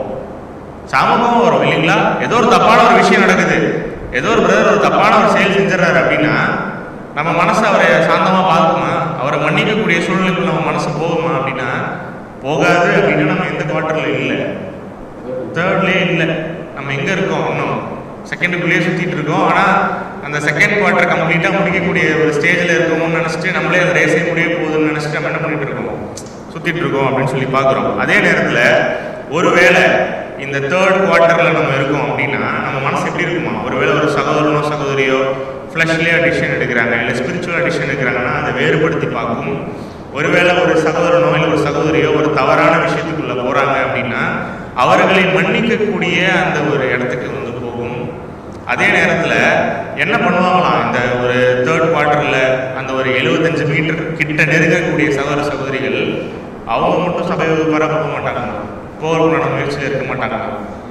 யாரையும் தேடுவாங்க அப்படின்னா தன்னை சுற்றி இருக்காங்க தெரியுமா, அவங்க எல்லாத்துக்கும் ஹெல்ப் பண்ணுவாங்களாம். எதுக்காக? அவங்களையும் தேற்றி அவங்களையும் இந்த ரேஸில் ஓட வைக்கிறதுக்கு. இந்த மாரத்தான் ரேஸ்லாம் வந்து பார்த்துருக்கீங்களா? ரொம்ப நேரம் ஓடிட்டே இருக்கணும். ஆக்சுவலி ஓடிட்டே இருக்கும்போது இந்த 100 மீட்டர் ரேஸில் வந்து ஒரு எப்போதுமே வந்து ஒரு அக்ரஷன் இருக்கும். டக்குன்னு அது ஒரு 12 செகண்ட் 13 செகண்ட் தான் அதுக்குள்ளே முடிஞ்சிடும் இல்லைங்களா அந்த ரேஸு. ஆனால் ஒரு லாங் ரன்னில் பார்க்கும் பொழுது ஒருவேளை நம்ம இந்த 100 மீட்டர் ரேஸையே பிரித்து ரொம்ப அப்படியே ஸ்லோ மோஷனில் ப்ளே பண்ணுறோன்னு வைங்க, பொறுமையாக ஓடுறோம் அப்படின்னா இந்த ஒரு ஓட்டத்தில் ஒரு சகோதரனோ சகோதரியோ ஓடுறாங்க அப்படின்னா நீங்கள் உலக பிரகாரமான அந்த ஒரு ரன்னிங்கில் எப்படி இருக்குன்னா யாரோ ஒருத்தர் இந்த பாட்டிலை விட்டுட்டாங்க, மிஸ் பண்ணிட்டாங்க அப்படின்னா டக்குன்னு ஓடக்கூடிய இன்னொருத்தர் என்ன பண்ணுவார்? 2 பேருமே லக்கை நோக்கி தான் ஓடுறாங்க. அதுலையாவது ஃபஸ்ட்டு செகண்டு தேர்டு இல்லைங்களா? ஸோ அதில் ஃபஸ்ட்டு ஒன்று தான். இங்கே எத்தனை பேருக்கு அந்த வாய்ப்பு தராரு இந்த ப்ரைஸ் எடுக்கிறதுக்கு? 1,44,000 பேருக்கு அந்த வாய்ப்பு தராரு. அந்த வெறும் ஃபர்ஸ்ட் ப்ரைஸ் தான், செகண்ட் ப்ரைஸ் தான், தேர்ட் ப்ரைஸ் தான் இருக்கும்போது ஓடுறவன் என்ன பண்ண மாட்டான்? இன்னொருத்தர் பிடிச்சி தள்ளி விட மாட்டான். ஏன்னா அவனுக்கு அந்த பெயின் தெரியும். எவ்வளோ நேரம் கூட ஓடி வந்திருக்கான் ஒருத்தன், இந்த அளவுக்கு பல கஷ்டத்தின் மத்தியில் ஓடி வரானே கூட அப்படின்னு சொல்லிட்டு என்ன பண்ணுவாங்கன்னா அவங்கிட்ட இருக்கிற அந்த எனர்ஜி ட்ரிங்கையோ அந்த ஒரு வாட்டரையோ என்ன பண்ணுவாங்கன்னா பாஸ் ஆன் பண்ணுவாங்க. இன்னும் சில சூழ்நிலைகள் என்ன நடக்கும் அப்படின்னா, உலக பிரகாரமான மக்களே அந்த ரேஸ்ல ஓடும்போது கீழே விழுந்துட்டாங்கன்னா அந்த கண்ணெதிர அந்த ரேஸ் தெரியும், அந்த ஒரு வின்னிங் மூமெண்ட் தெரியும். இப்போ என்ன பண்ணுவாங்க, தோல் மேல கையை தூக்கி போட்டு என்ன பண்ணுவாங்க, இவனும் கொஞ்சம் கொஞ்சமா அப்படியே தள்ளி தள்ளி நடந்துட்டு. இதில் நீங்கள் அவங்க கண்ட்ரிஸ்குள்ள தான் ஹெல்ப் பண்ணுவாங்களா அப்படின்னு சொல்லி பார்த்தீங்கன்னா அப்படிலாம் இல்லை. அவன் அமெரிக்கனா இருப்பான், ஓடுறவன் வந்து நைஜீரியனா இருப்பான். ஆனால் என்ன பண்ணிப்பாங்க, ஒரு ஸ்போர்ட்ஸ்மேன்ஷிப்காக என்ன பண்ணுவாங்க, இவனை டேப் பண்ணி இவனை பூஸ்ட் பண்ணிட்டு அவனும் வின் பண்ணுவான், இவனையும் வின் பண்ண வைப்பான் அடுத்ததுல. ஏன்னா கிட்ட வரைக்கும் வந்துட்டானே அப்படின்னு. இது உலக பிரகாரமான மக்களே சாதாரணமாக செய்யக்கூடிய விஷயம். அப்போ சத்தியத்தில் ஓடக்கூடிய நம்ம ஒருவேளை ஏதோ ஒரு சகோதரனையோ சகோதரியோ ஆவிக்குரிய வளர்ச்சியில தொய்வா பார்க்குறோன்னு வச்சுக்கோங்க, நம்ம என்ன பண்ணுவோம், உடனே நீ சரியில்லை, நீ பண்றது தப்பு, நீ என்ன பண்ணிட முடியாது, இப்படிலாம் இருந்ததுன்னா சபைக்கு பாரா போயிட முடியாது அப்படின்னு சொல்லி கட் பண்ணிட்டு நம்ம அந்த ரேஸ்ல ஓடணும் அப்படின்னு நினைக்கிறோமா? இல்லை அதையும் மன்னிச்சுட்டு அவங்க தவறே பண்ணியிருந்தாலும் கூட அவங்கள மன்னிச்சுட்டு தோல் மேல கை போட்டு அவங்களையும் அந்த ஒரு ஓட்டத்தில் ஓட வைக்கிறதுக்கு நம்ம முயற்சி பண்றோம். ஒரு வேளை முயற்சி பண்றோம் அப்படின்னா இப்பதான் நம்ம எந்த குவார்டர்ல இருக்கோமா, இன்னமும் ரேஸ் முடியல. ஆக்சுவலி இவ்வளோலாம் பண்ணதுக்கு அப்புறம் உடனே இதை பார்த்துட்டு பிதா உடனே கப்பை எடுத்து கொடுத்துருவாரா கையில, ஒரு ரேஸ் கம்ப்ளீட்டட்பா, நீ ஓடுறதும் இல்லாமல் என்ன பண்ணிடுற, சுற்றி ஓடுற எல்லாரையும் வேற ஓட வைக்கிற அப்படின்னு சொல்லி கொடுத்துருவாரா அப்படின்னு கேட்டிங்கன்னா இதுதான் தேர்ட் குவார்ட்டர் அப்படிங்கிறது. அப்போ ஃபோர்த் குவார்ட்டர் என்ன மாதிரியான ஒரு விஷயமா இருக்கு யோசிச்சு பாருங்க. நம்ம நிறைய பேர் செகண்ட் குவார்ட்டரா அப்படின்னு கேட்கும்பொழுது ஆமாம் பிரதர், என் மனசு என்னமோ நம்ம இன்னும் 50 மீட்டரே தாண்டலன்னு தோணுதுங்கிறது அப்படின்னு தலையாட்டோம். ஒருவேளை த்ரூ கிரேஸ் இந்த 75 மீட்டர் வரைக்கும் ஒடியாந்துட்டோம் அப்படின்னா இன்னுமே என்ன முடியல அப்படின்னு சொல்லி பார்த்தீங்கன்னா ரேஸ் முடியல. ஏன் அப்படின்னு தெரியுமா? யோசிச்சு பார்க்கணும். ஒவ்வொரு பாடமும் நம்ம எதுக்காக பார்க்குறோம் அப்படின்னா சும்மா இல்லை இந்த ஒரு வாய்ப்பு. அவருடைய குமாரன் நம்ம எப்படி ஓடி இருப்பார், 30 வருஷம் விட்டுருங்க, அந்த 3.5 வருஷத்துல அவருக்கு எவ்வளோ ஸ்ட்ரகிள்ஸ் வந்துருக்கும், எவ்வளோ ட்ரையல்ஸ் வந்துருக்கும், என்ன மாதிரியான ஒரு பெர்ஃபெக்ஷன் காட்டியிருப்பாருன்னு யோசிச்சு பாருங்க. அப்போ அதை நம்ம ரெப்ளிகேட் பண்ணணும் அப்படின்னா சாதாரண விஷயம். அவருடைய விமர்சனங்கள்ல நமக்கு கொஞ்சம் சொல்றோம். அப்போ நம்ம என்ன மாதிரியான ஒரு விளையாட ஒரு ஓட்டத்தை ஓடணும்னு சொல்லி பார்க்கலாம். அப்போ அந்த 100 மீட்டர் பந்தயத்துல இவ்வளோ தூரம் நம்ம பண்ணிட்டோம், சுற்றி இருக்க எல்லாரையும் டேப் பண்ணி நம்மளும் சத்தியத்துக்குள்ளே வர வச்சுட்டு ரொம்ப ஜெனரஸ் மைண்டாக, ஏன்னா எதை மன்னிக்கணும் எதை மன்னிக்க கூடாதுங்கிற விஷயமும் இருக்குது இல்லைங்களா? நம்ம வந்து ஒரு சகோதரன் வந்து ஏதோ ஒரு தவறுக்குள்ளே போயிட்டாருன்னா கூட என்ன பண்ணிடக்கூடாது, அவர் செஞ்ச தவற ஊக்குவிச்சிடக்கூடாது. சூப்பருங்க பிரதர், நான் உங்களுக்கு சப்போர்ட் பண்ணுறேங்க பிரதர், நீங்கள் வந்து என்ன பண்ணுறீங்க, தவறு பண்ணியிருக்கீங்க, தேர்ட் குவார்ட்டரில் நான் ஓட போகிறேன், அதனால் நான் என்ன பண்ணுறேன், நான் மன்னிக்கிறேன் அப்படின்னு. அப்படி கிடையாது, நீதி இருக்கணும் அந்த எல்லா விஷயத்துலையுமே. ஆனால் ஒரு சகோதரன் ஒருவேளை அதை ரெக்ரெட் பண்ணி அதே நேரத்தில் ரிப்பன் பண்ணி பிதா கிட்ட சரண்டர் பண்ணிட்டு இருக்காங்க அப்படின்னா நம்ம சிந்தனை எதுக்குள்ளே போகக்கூடாது, ஆக்சுவலி அந்த பழைய விஷயத்துக்குள்ளே போகக்கூடாது. டேப் பண்ணி அவர் அடுத்தது என்ன பண்ணணும், வாங்க பிரதர் ஓடலாம், நம்மளுடைய ஓட்டம் இன்னும் முடியல அப்படின்னு சொல்லிட்டு நம்ம வாழ்க்கையில் நம்ம கடந்து ஒரு சில மக்கள் கடந்து வருவோம் இல்லைங்களா? நம்மளுடைய அந்த வாழ்க்கை அனுபவங்களில் ஒரு 50 வருஷம் உயிரோடு இருக்கும்னு வச்சுப்போமே, அதில் பிரயோஜனமற்றதாக ஒரு 25 வருஷம் போயிடுதுன்னு வச்சுப்போம்.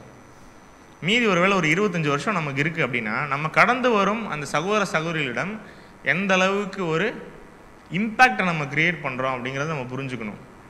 வெளியில் போகிறது, சாப்பிட்றது, ஸ்டே பண்ணுறது, தூங்குறது, ஒன்றா எப்போதுமே டைம் ஸ்பெண்ட் பண்ணிவிட்டு, அது இல்லை, அது எல்லாமே ஹாப்பினஸ் கொடுக்கும். சகோதர சகோதரிகள் மத்தியில் நமக்கு ஹாப்பினஸே இங்கே தான். ஆனால் அல்டிமேட் கோல் என்ன, நானும் சபை வகுப்பாராக மாறணும், என் கூட ஓடக்கூடிய சகோதர சகோதரியும் எங்கே போகணும், சபை வகுப்பாராக போகணும் அப்படிங்கிற அந்த ஒரு விஷயம் தான் நம்ம மைண்டுக்குள்ளே அல்டிமேட் கோலாக இருக்கணும் அப்படின்னு சொல்லி பார்க்குறோம். அப்போ இந்த ஃபோர்த் குவார்ட்டர் என்னவாக இருக்கும், அந்த கடைசி அந்த 25 மீட்டர் அந்த ஓட்டம் என்னவாக இருக்கும் அப்படின்னு சொல்லி பார்த்தீங்கன்னா, அன்பு என்னதான் நீடிச்சாலும், என்னதான் முத்திரையை வாங்குறதுக்கு நம்ம ரொம்ப கிட்ட நெருங்கி வந்துட்டாலும், இந்த ஃபோர்த்து குவார்ட்டரை கம்ப்ளீட் பண்ணாமல் நமக்கு ப்ரைஸே கிடையாது இல்லைங்களா? தேர்ட் குவார்ட்டர் வரைக்கும் வந்துட்டாலும் ஃபோர்த் குவார்ட்டர் கம்ப்ளீட் பண்ணாமல் நமக்கு ப்ரைஸே கிடையாது. அப்போ என்ன அப்படின்னா, this is the mark of the prize அப்படின்னு சொல்லி சொல்கிறார். அப்போ என்ன அந்த மார்க் ஆஃப் த ப்ரைஸ் அப்படின்னா, அந்த அகாப்பே லவ். அப்போ என்னங்க பிரதர் அந்த அகாப்பே லவ், அந்த சுயநலமற்ற அன்பு என்ன பிரதர் அப்படின்னா, உன்னுடைய சத்துருக்களையும் சிநேகிக்கக்கூடிய அளவுக்கு உன்னுடைய மனது பக்குவப்பட்டிருக்கா அப்படிங்கிற ஒரு விஷயத்தை பார்க்கணும்.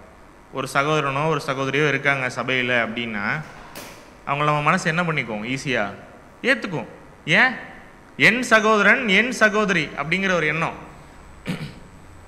சகோதர சகோதரிகள் மத்தியில் நம்ம வந்து சத்துருக்களாக நம்ம யாரையும் பார்க்க போகிறதில்ல. அந்த மாதிரியான ஒரு ஓட்டத்தில் நம்ம இல்லை அப்படின்னு சொல்லி நான் விசுவாசிக்கிறேன். அப்படி இருக்கும் பொழுது ஒருவேளை ஒரு சகோதரனுக்கோ ஒரு சகோதரிக்கோ நமக்குள்ள மனஸ்தாபங்கள் ஏற்பட்டுருது, நம்மளுடைய பார்வை அவர்களை நோக்கி பார்க்கும் பொழுது எப்படி இருக்கும்? உலக பிரகாரமான மக்களையோ இல்லை குடும்பத்தையோ விட்டுருங்க, ஒரு சகோதரன் சகோதரியை நம்ம என்ன வச்சுருவோம்? சில நேரத்தில் அவங்கள கொண்டு போய் எந்த ஒரு பொசிஷனில் வச்சுருவோம்? ஒரு எதிரி மாதிரி ட்ரீட் பண்ண ஆரம்பிச்சிருவோம். ஏன்னா வெறுப்புணர்வில். அப்போ அது மாதிரி பண்ணலாமா? அப்போ அந்த மாதிரியான ஒரு மைண்ட் செட் நமக்குள்ளே இருக்குது அப்படின்னா நம்ம என்ன எங்கே இல்லை? நம்ம ஆக்சுவலி 4th குவார்ட்டர் ஸ்டார்டிங்கில் கூட இல்லை. ஸோ அதான் சொல்கிறார், ஏன் இயேசு கிறிஸ்துவை நம்ம ஸ்நேகிக்கணும் அப்படின்னா கிறிஸ்துவுடைய 33 வருஷத்தில் அவரும் இந்த 4th குவார்ட்டரை தாண்டியிருக்கார். இயேசு கிறிஸ்து ஒன்றும் டைரெக்டாக 4th குவார்ட்டர் வந்து ப்ரைஸை வாங்கிட்டு அப்பா உங்களுடைய சித்தம் வந்து நான் முடிச்சுட்டேன் அப்படின்னு சொல்லி இல்லை. அவருடைய கல்வாரி அந்த ஒரு சிலுவையில் கூட மரிக்கும் பொழுது கூட என்ன பண்ணுறார்? ஆக்சுவலி கம்ப்ளீட்டாக கேரக்டர் காட்டுறார். அவரை அடிக்கிறாங்க, துன்புறுத்துறாங்க, அவர் சாகவே போகிறார், இறக்கவே போகிறார். ஆனால் அந்த டைமில் கூட எந்த விஷயத்தை நிறைவேற்றுறார் அப்படின்னா அவரை அடித்தவங்களுக்காகவும் ஜெபிக்கிறார், இவங்களை மன்னிச்சிருங்க அப்படிங்கிறார். இந்த வார்த்தை யார்கிட்ட இருந்து வரும்? ஆக்சுவலி நம்மளால் என்ன ஒரு ஜீரணிக்க முடியாது சில நேரங்களில் சபைகளில் அப்படின்னா நம்ம ஒரு சில ஒப்பீனியன்கள் எடுத்து வைப்போம் பிரதர்ஸ் அண்ட் சிஸ்டர்ஸ் கிட்ட. நம்ம சொல்கிற ஒப்பீனியனை அந்த சகோதரர் வந்து அக்செப்ட் பண்ணலனாலே நம்ம என்ன ஆகிடுவோம்? உடனே கோச்சுவோம், டென்ஷன் ஆகும் உடனே மைண்டு. ஏன் அப்படின்னா மனசு அப்படியே யோசிக்க ஆரம்பிக்கும் கிரிட்டிக்கலாக. நம்ம சொன்னதான் அவர் கேட்கவே இல்லை, வேலிடேட்டே பண்ணல, கன்சிடரே பண்ணல. இதெல்லாம் யாருடைய சிந்தை தெரியுமா? ஆக்சுவலி இந்த மாதிரி ஒரு எண்ணம் நமக்குள்ளே வருது அப்படின்னா சாத்தானுடைய சிந்தை. வரலாமா? ஒருவேளை நான் ஒரு பாயிண்ட் எடுத்து வைக்கிறேன் எக்லீஷியாவில், நான் ஒரு கருத்தை சொல்கிறேன், நான் அந்த சகோதரன் அந்த கருத்துக்கு மதிப்பே கொடுக்கல. அது என்ன காரணமாக வேணா இருக்கலாம், அது சரியோ தப்போ. நம்ம பாயிண்ட் ஆஃப் வியூவில் நம்ம எப்போதுமே எப்படி பேசுவோம்?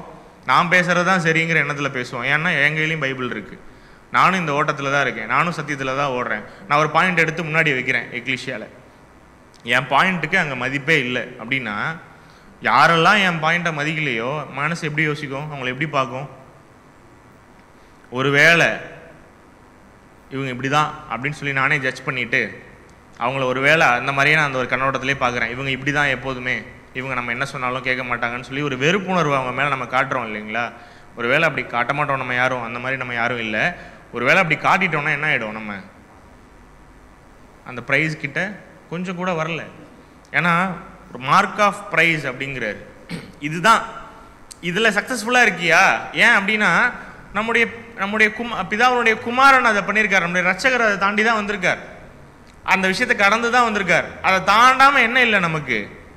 அந்த ஃபைனல் கிராஜுவேஷன் அப்படிங்கிற அந்த ஒரு விஷயமே கிடையாது நமக்கு. நம்ம நினச்சிட்டு இருக்கோம் இந்த பாயிண்ட் இல்லை, இந்த பாயிண்ட்டை ஸ்கிப் பண்ணிட்டு நம்ம மட்டும் சுயமாக ஓடிடலாம் அன்பு செலுத்திட்டு அப்படின்னு. அப்படி கிடையாது. ஏன்னா நம்மீது அன்பு வைக்கக்கூடிய சகோதர சகோதரிகளிடம் நம்ம பதிலுக்கு என்ன பண்ணுவோம்? அன்பு காட்டுவோம் இல்லைங்களா? நமக்கு உடம்பு சரியில்லைனா யாரோ குக் பண்ணி எடுத்துகிட்டு வருவாங்க, நம்ம ஃபினான்ஷியலாக டவுனாக இருக்கோம்னா யாரோ ஹெல்ப் பண்ணுவாங்க, நமக்கு வேலை இல்லைன்னா வேலை வாங்கி கொடுப்பாங்க, நமக்கு ட்ரெஸ் இல்லைன்னா ட்ரெஸ் வாங்கி கொடுப்பாங்க. அதே நேரத்தில் நம்ம ஒரு வேளை ஸ்பிரிச்சுவலாக டவுனாக இருக்கும் அப்படின்னா தேட்டி விடுவாங்க பிரதர்ஸ். ஏன்னா 3rd குவார்ட்டரில் நம்ம பார்த்துருக்கோம் அதுதான் அந்த சகோதர சகோதரிகள் செய்கிறாங்க அப்படின்னு. ஸோ அவங்களுக்கு இதெல்லாம் செய்கிறதெல்லாம் கரெக்டு தான்ப்பா, தப்பு இல்லை. ஆனால் நீ யாருக்கு செய்ய மாட்டுற? அதை உன்னோட ஒப்பீனியனுக்கு ஒருத்தவங்க அகெயின்ஸ்டாக இருக்காங்கல்ல, அவங்களுக்கு இதை நீ செய்வியா? அவங்களும் இந்த சத்தியத்தில் ஓடி முடிக்கணும்னு சொல்லி உன் மனசு யோசிக்குமா? எப்போதும் என்ன ஒரு ஜோனில் வச்சுருவோம்? அவங்கள ஒரு தனியாக நம்ம மைண்டுக்குள்ளே அவங்களுக்குன்னு ஒரு ஸ்பேஸ் ஒதுக்கிடுவோம், ஒதுக்கி அந்த பாக்ஸ்குள்ளே அவங்கள போட்டுருவோம் இல்லைங்களா? போட்டுட்டு என்ன பண்ணிவிடுவோம்? அவங்க இப்படி தான், அவங்க எப்பொழுதுமே இந்த மாதிரி தான். அவங்களுக்கு ஒரு வாய்ப்பு கொடுப்போமா நம்ம? ஒன்ஸ் ஒரு சகோதரனையோ சகோதரியோ மனசில் வந்து நம்ம வந்து அவங்க இப்படி தான் இந்த மாதிரி தான் அப்படின்னு சொல்லி ஒதுக்கிட்டோம் அப்படின்னா நம்ம மனசு என்ன பண்ணாது? முன்னானவைகளை வந்து நாடி போகவே போகாது. இந்த பின்னான விஷயங்களே என்ன பண்ணிகிட்டு இருக்கோம்? யோசிச்சுட்டு இருக்கோம் அப்படின்னு சொல்லி பார்க்குறோம். ஒருவேளை அந்த மாதிரி மைண்ட் நம்மக்கிட்ட இருக்குது அப்படின்னா அது அகாப்பே லவ் இல்லை. அந்த அகாப்பே லவ் காட்டாமல் நம்மளால் என்ன பண்ண முடியாது? இந்த 100 மீட்டர் ரேஸை கம்ப்ளீட் பண்ணவே முடியாது. ஏன்னா 75 மீட்டர் வரைக்கும் வந்தாலும் ப்ரைஸ் கிடைக்குமா? ஆறுதல் ப்ரைஸாவது கிடைக்குமா? 75 மீட்டர் வரைக்கும் வந்தால் நம்ம இதில் சரிப்பா 1,44,000 இன்னும் ஒரு 10 சீட்டு தான் மீதி இருக்குது, நீ என்ன பண்ணு, இந்த லாஸ்ட்டு ஒரு 10 உள்ளே வந்துரு அப்படின்னு சொல்லி ஓப்பன் பண்ணுவாரா? வாய்ப்பே இல்லை. ஓடி முடிக்கணும் கடைசி வரைக்கும், வேறு வழியே இல்லை. ஸோ அப்படி இருக்கும் பொழுது இதுதான் இந்த பர்ஃபெக்ட் லவ்வுக்கு ஒரு ஸ்டாண்டர்ட் அப்படின்னு சொல்லி நம்முடைய மூத்த சகோதரர் வந்து ரொம்ப கிளியராக எழுதுறார். ஒருவேளை நீங்கள் க்ளோரிஃபை ஆகணும், ஒருவேளை சபை வகுப்பாராக நீங்கள் மாறணும் அப்படின்னா சத்ருக்களிடமும் இந்த மாதிரியான ஒரு கேரக்டர் காட்டணும். நான் சொன்னதெல்லாம் சத்ருவே இல்லை ஆக்சுவலி. ஏன்னா சத்தியத்தில் இருக்கக்கூடிய ஒரு சகோதரனோ சகோதரியோ நம்ம என்ன இடத்துல வைக்க மாட்டோம், சத்ருங்கிற ஒரு இடத்துலையே வைக்க மாட்டோம். அவங்களையே இந்த மாதிரி ஒரு மேன்மையாக ட்ரீட் பண்ணுறதுக்கு நம்ம மனசு ஒத்துக்குமா அப்படின்னா, ஒன்ஸ் ஒரு சகோதரனோ சகோதரியை ஜட்ஜ் பண்ணுறோன்னா நம்ம மைண்ட் அந்த ஜட்ஜ்மெண்ட்லேயே இருக்கும், இவங்க இப்படி தான் கடைசி வரைக்கும் அப்படின்னு. அப்போ அதுலேருந்து எங்கே நம்ம வெளியிலலாம் யோசித்து, பாக்ஸை விட்டு வெளியில் யோசித்து சத்ருக்களை வந்து சிநேகிக்கிறது? அப்போ யோசித்து பார்க்கணும் அன்புக்குரிய சகோதர சகோதரிகளே, நம்ம எந்த ஒரு குவார்ட்டரில் இருக்கோம், எந்த ஒரு 25 மீட்டரில் நம்ம இருக்கோம், நம்முடைய வாழ்க்கை எந்த ஒரு 25 மீட்டரில் இருக்குது அப்படிங்கிறத நம்ம புரிஞ்சுக்கணும் அன்புக்குரிய சகோதர சகோதரிகளே. அப்போது இதோடைய ஸ்கேல் என்ன அப்படின்னா, நம்ம ரொம்ப கிளியராக இருக்கணும். எந்த எக்ஸ்ட்ரீமுக்கு போயாவது அவங்கக்கிட்ட அன்பு செலுத்தணும் அப்படிங்கிறாரு. ஒரு எக்ஸ்ட்ரீம் கேர் இருக்கும்ல, இதுதான் உச்சபட்ச அன்பு, இதுக்கு மேலே என்னால் காட்ட முடியாது அப்படின்னு ஒரு சூழ்நிலை இருக்கும் தெரியுமா? அந்த எக்ஸ்ட்ரீம் லவ் யார்கிட்ட காட்டணுமா? நம்முடைய சத்துருக்களிடம் காட்டணும் அப்படின்னு சொல்லி சொல்கிறார். ஏன் அப்படின்னா அந்த எக்ஸ்ட்ரீமிட்டி, அந்த எக்ஸ்ட்ரீம் லவ் அங்கே காட்டும் பொழுது தான் என்ன ஆகும் அப்படின்னு சொல்லி பார்த்தோம் அப்படின்னா, அந்த ஒரு வெறுப்புணர்வு இல்லாமல், ஒரு கசப்புணர்வு இல்லாமல் நம்முடைய லைஃப் வந்து ரன் ஆகும் அப்படின்னு சொல்லி பார்க்குறோம். வசனம் ரொம்ப கிளியராக இருக்குது, வாசிச்சிடலாம். மத்தேயு 5ஆம் அதிகாரம் 44ஆம் வசனம். மத்தேயு 5ஆம் அதிகாரம் 44ஆம் வசனம்.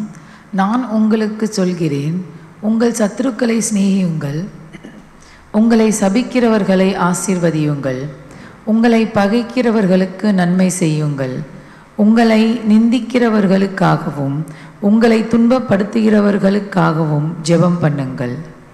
என்ன சொல்ல வர்றார் அப்படின்னா, இந்த வசனத்தை கோட் பண்ணிட்டு, ஒருவேளை நம்ம சத்துருக்கள் நம்ம மனசில் நினச்சிட்டு இருப்போம் இல்லையா, அவங்களே இன்னொரு வாய்ப்பு கொடுப்பாங்களாம். எதுக்கு அப்படின்னா, அவங்கள நம்ம வந்து அவங்கள வந்து பகைக்கிறதுக்கு. அவங்களே ஒரு வாய்ப்பு கொடுத்தா கூட நம்ம எந்த சூழ்நிலைக்குள்ளே போயிடக்கூடாதான். டேக் இட் ஃபார் கிராண்டடாக எடுத்துகிட்டு வசமாக சிக்கினாங்க பாரு, இதுக்காக தான் வெயிட் பண்ணிகிட்டு இருந்தேன் அப்படின்னு சொல்லி என்ன பண்ணிடக்கூடாது, அவங்கள போட்டு வெளுத்துறக்கூடாது. ஸோ அந்த இடத்துல தான் நம்ம எக்ஸ்ட்ரீம் லவ் காட்டணும் அப்படின்னு சொல்லி சொல்கிறார். தேவன்கிட்ட ஒரு வேளை மன்னிப்பு கேட்டுட்டு ஒரு சகோதரனோ சகோதரியோ நம்மக்கிட்ட வராங்க அப்படின்னா நம்ம எத்தனை டைம் மன்னிக்கலாம்? என்ன மீன் பண்ணுறோம் அப்போ அதுலேருந்து? நம்ம தேவன்கிட்ட ரிப்பெண்ட் பண்ணிட்டாங்க, பகிரங்கமாக தான் செய்த தவறை ஒப்புக்கொண்டு அதுலேருந்து மீண்டு ஒரு வாழ்க்கையை வாழணும் அப்படின்னு சொல்லி நினைக்கிறாங்க. அது என்ன மாதிரியான தப்பாக வேணால் இருக்கட்டும், ஓகேங்களா? நம்ம அவங்களுடைய அந்த ஒரு விஷயத்தை வந்து நம்ம ஏற்றுக்குவோமா? நம்ம மனசு ஏற்றுக்குமா எப்பொழுதுமே? அப்படின்னா ஏற்றுக்கிட்டா நீ எதில் இருக்க? இந்த ஓட்டத்தில் இருக்க, ரேஸில் இருக்க. இல்லை என்னால் ஏற்றுக்க முடியல, எனக்கு அந்த சிந்தனையே தான் வந்துகிட்டே இருக்குது அப்படின்னா பிதா அப்படி நம்மளை பார்த்துருப்பாரா? சத்தியத்துக்குள்ளே வந்ததுக்கப்புறம் நம்மளுடைய வாழ்க்கையை அர்ப்பணித்ததுக்கப்புறம் நம்ம யார் அவருக்கு? பிள்ளைங்க இல்லையா? இப்போ அவர் நம்ம மேலே அன்பு செலுத்துகிறாரா அப்படின்னா நம்ம அவருக்கு விரோதமாக சில விஷயங்கள் செஞ்சுட்டு இருந்திருப்போம் இல்லைங்களா, நம்மளை ஒப்பு கொடுக்கறதுக்கு முன்னாடியே. அப்போ பிதாவுக்கு நம்ம பிள்ளைகளா இருந்தோமா? அப்போது இல்லை. அப்போ லிட்டரலி நம்ம யார் ஆக்சுவலி? பிதாவுக்கு வந்து எனிமீஸ் மாதிரி. ஏன்னா நம்மளோட ஒப்பு கொடுக்கல, நம்ம அவருக்கு அகெயின்ஸ்டாக நிறைய விஷயங்கள் செஞ்சுருப்போம் துணிகரமாக. அப்போது நம்ம ஒரு எனிமி எப்படி அப்படியே நேர் ஆப்போசிட்டாக ஒரு சில விஷயங்களை செய்வாங்களோ அதே போல் காரியங்கள் நம்முடைய வாழ்க்கையில் செஞ்சுருக்கலாம். அந்த டைமில் தேவன் நம்மளை வெறுத்து ஒதுக்கியிருந்தாருன்னா இந்த ஒரு வாய்ப்பே நமக்கு கிடையாது. ஏன்னா அவரும் அந்த கேரக்டரை காட்டுறார். எதை பார்த்து குமாரன் வந்து அந்த கேரக்டரை காட்டுறார்? அந்த சத்துருக்குள்ளேயும் வந்து ஸ்நேகிக்கணும் அப்படிங்கிற அந்த ஒரு மென்டாலிட்டி கிரைஸ்டுக்கு எப்படி வருது அப்படின்னா, அவர் யாரை ரெப்ளிகேட் பண்ணுறாரு ஆக்சுவலி? பிதாவை. பிதா யாருக்கு யாராவது வேரியேஷன்ஸ் காட்டுறாரா? பிதா வந்து இவனை வந்து அன்பு செலுத்தலாம், இந்த வகுப்பாருக்கு அன்பு செலுத்த வேண்டாம், இல்லை. நம்ம எவ்வளவோ மீறுதல்கள் பண்ணியிருக்கோம், எவ்வளவோ தப்பு தண்டா பண்ணியிருப்போம், எவ்வளவோ பலகீனமான விஷயத்துக்குள்ளே போயிட்டு பிரச்சனைகளுக்குள்ளே போயிட்டு இருந்திருப்போம். ஆனால் இப்போ இன்றைக்கும் நமக்கு ஒரு வாய்ப்பு தராரு இல்லைங்களா? விட்டுட்டாரா? ரேஸை விட்டு துரத்தி விட்டாரா? பாதியிலே ஓடிட்டு இருக்கும் போது சட்டையை பிடிச்சி நீ இனிமேல் இந்த இடத்துல ஓடவே கூடாது அப்படின்னு சொல்லி நம்மளை அப்படியே ஸ்டாப் பண்ணிட்டாரா? இல்லை, இன்னமும் நீ ஓடுப்பா, உனக்கு என்ன இருக்குது, இந்த ரேஸில் உனக்கு பங்கு இருக்குது, உன்னை நான் ஓடுறதுக்கு அலோவ் பண்ணுறேன் அப்படின்னா நம்ம என்ன நம்ம நினச்சிக்கிறோம், ரொம்ப கிரேஷியஸாக டைம் கொடுத்துட்டே இருப்பார், நம்ம என்ன பண்ணலாம், அப்படியே பொறுமையாக ஓடிட்டே இருக்கலாம் அப்படின்னு சொல்லி ஒரு மனசில் இருந்தோம் அப்படின்னா நமக்கு தெரியாது நம்ம கரெக்டாக ஓடுறோமா, உண்மையிலுமே ஓட்டத்தில் தான் ஓடிட்டுருக்கோமா, என்ன மாதிரியான ஒரு ஓட்டத்தில் இருக்கோம்னு நமக்கு புரியாது. அப்போ நம்ம என்றைக்குமே என்ன பண்ணக்கூடாது, பிதா நமக்கு கொடுக்குற அந்த சாய்ஸ் இருக்கு இல்லையா, அந்த கிரேஸ் இருக்கு இல்லையா, அந்த கிருபையை வந்து நம்ம என்ன பண்ணிடக்கூடாது, எப்போதுமே அட்வான்டேஜ் எடுத்துக்கூடாது. என்ன அப்படின்னா நமக்கு ஒரு வாய்ப்பு கொடுத்துருக்கார் ஓடுறதுக்கு. சில பேர் என்ன பண்ணிடுவாங்களாம், என்ன அந்த ரேஸில் இன்னும் கண்டினியூஸாக ஓடுறதுக்கு கண்டினியூ பண்ணுறதுக்கு பிதா வந்து ஒரு சாய்ஸ் தராரு அப்படிங்கும் போது அது ரொம்ப டேக் இட் ஃபார் கிராண்டடாக எடுத்துப்பாங்களாம், எடுத்துகிட்டு பொறுமையாக ஓடலாம் அப்படின்னு. நம்ம அதுக்கு தான் மூத்த சகோதரர் வந்து ரொம்ப கிளியராக சொல்கிறார். அப்படின்னா கடைசி காலத்தில் இருக்கோம், நம்ம சொல்லிட்டோம் கிராஜுவேஷன் டிகிரி வாங்கியே ஆகணும் அப்படின்னா இந்த லா ஆஃப் லவ் அப்படிங்கிற அந்த ஒரு விஷயத்தில் நம்ம வின் பண்ணியே ஆகணும். இதுதான் மார்க் ஆஃப் ப்ரைஸ். ஆக்சுவலி இந்த அன்பின் பிரமாணத்தில் ஒருவேளை நம்ம தோத்துட்டோம், நம்ம அந்த அகாப்பே லவ்வை காட்ட நம்மளால் முடியல அப்படின்னா நம்மளால் பந்தய பொருளை அடையவே முடியாது. அப்போ கடைசி கால சபை பாத அங்கங்களாக நம்ம ஓடிட்டுருக்கோம் அப்படின்னா அப்போ யோசிச்சு பாருங்கள், நம்ம என்ன மாதிரியான ஒரு இம்பார்ட்டன்ஸ் இதுக்கு கொடுக்கணும் அப்படின்னு சொல்லி.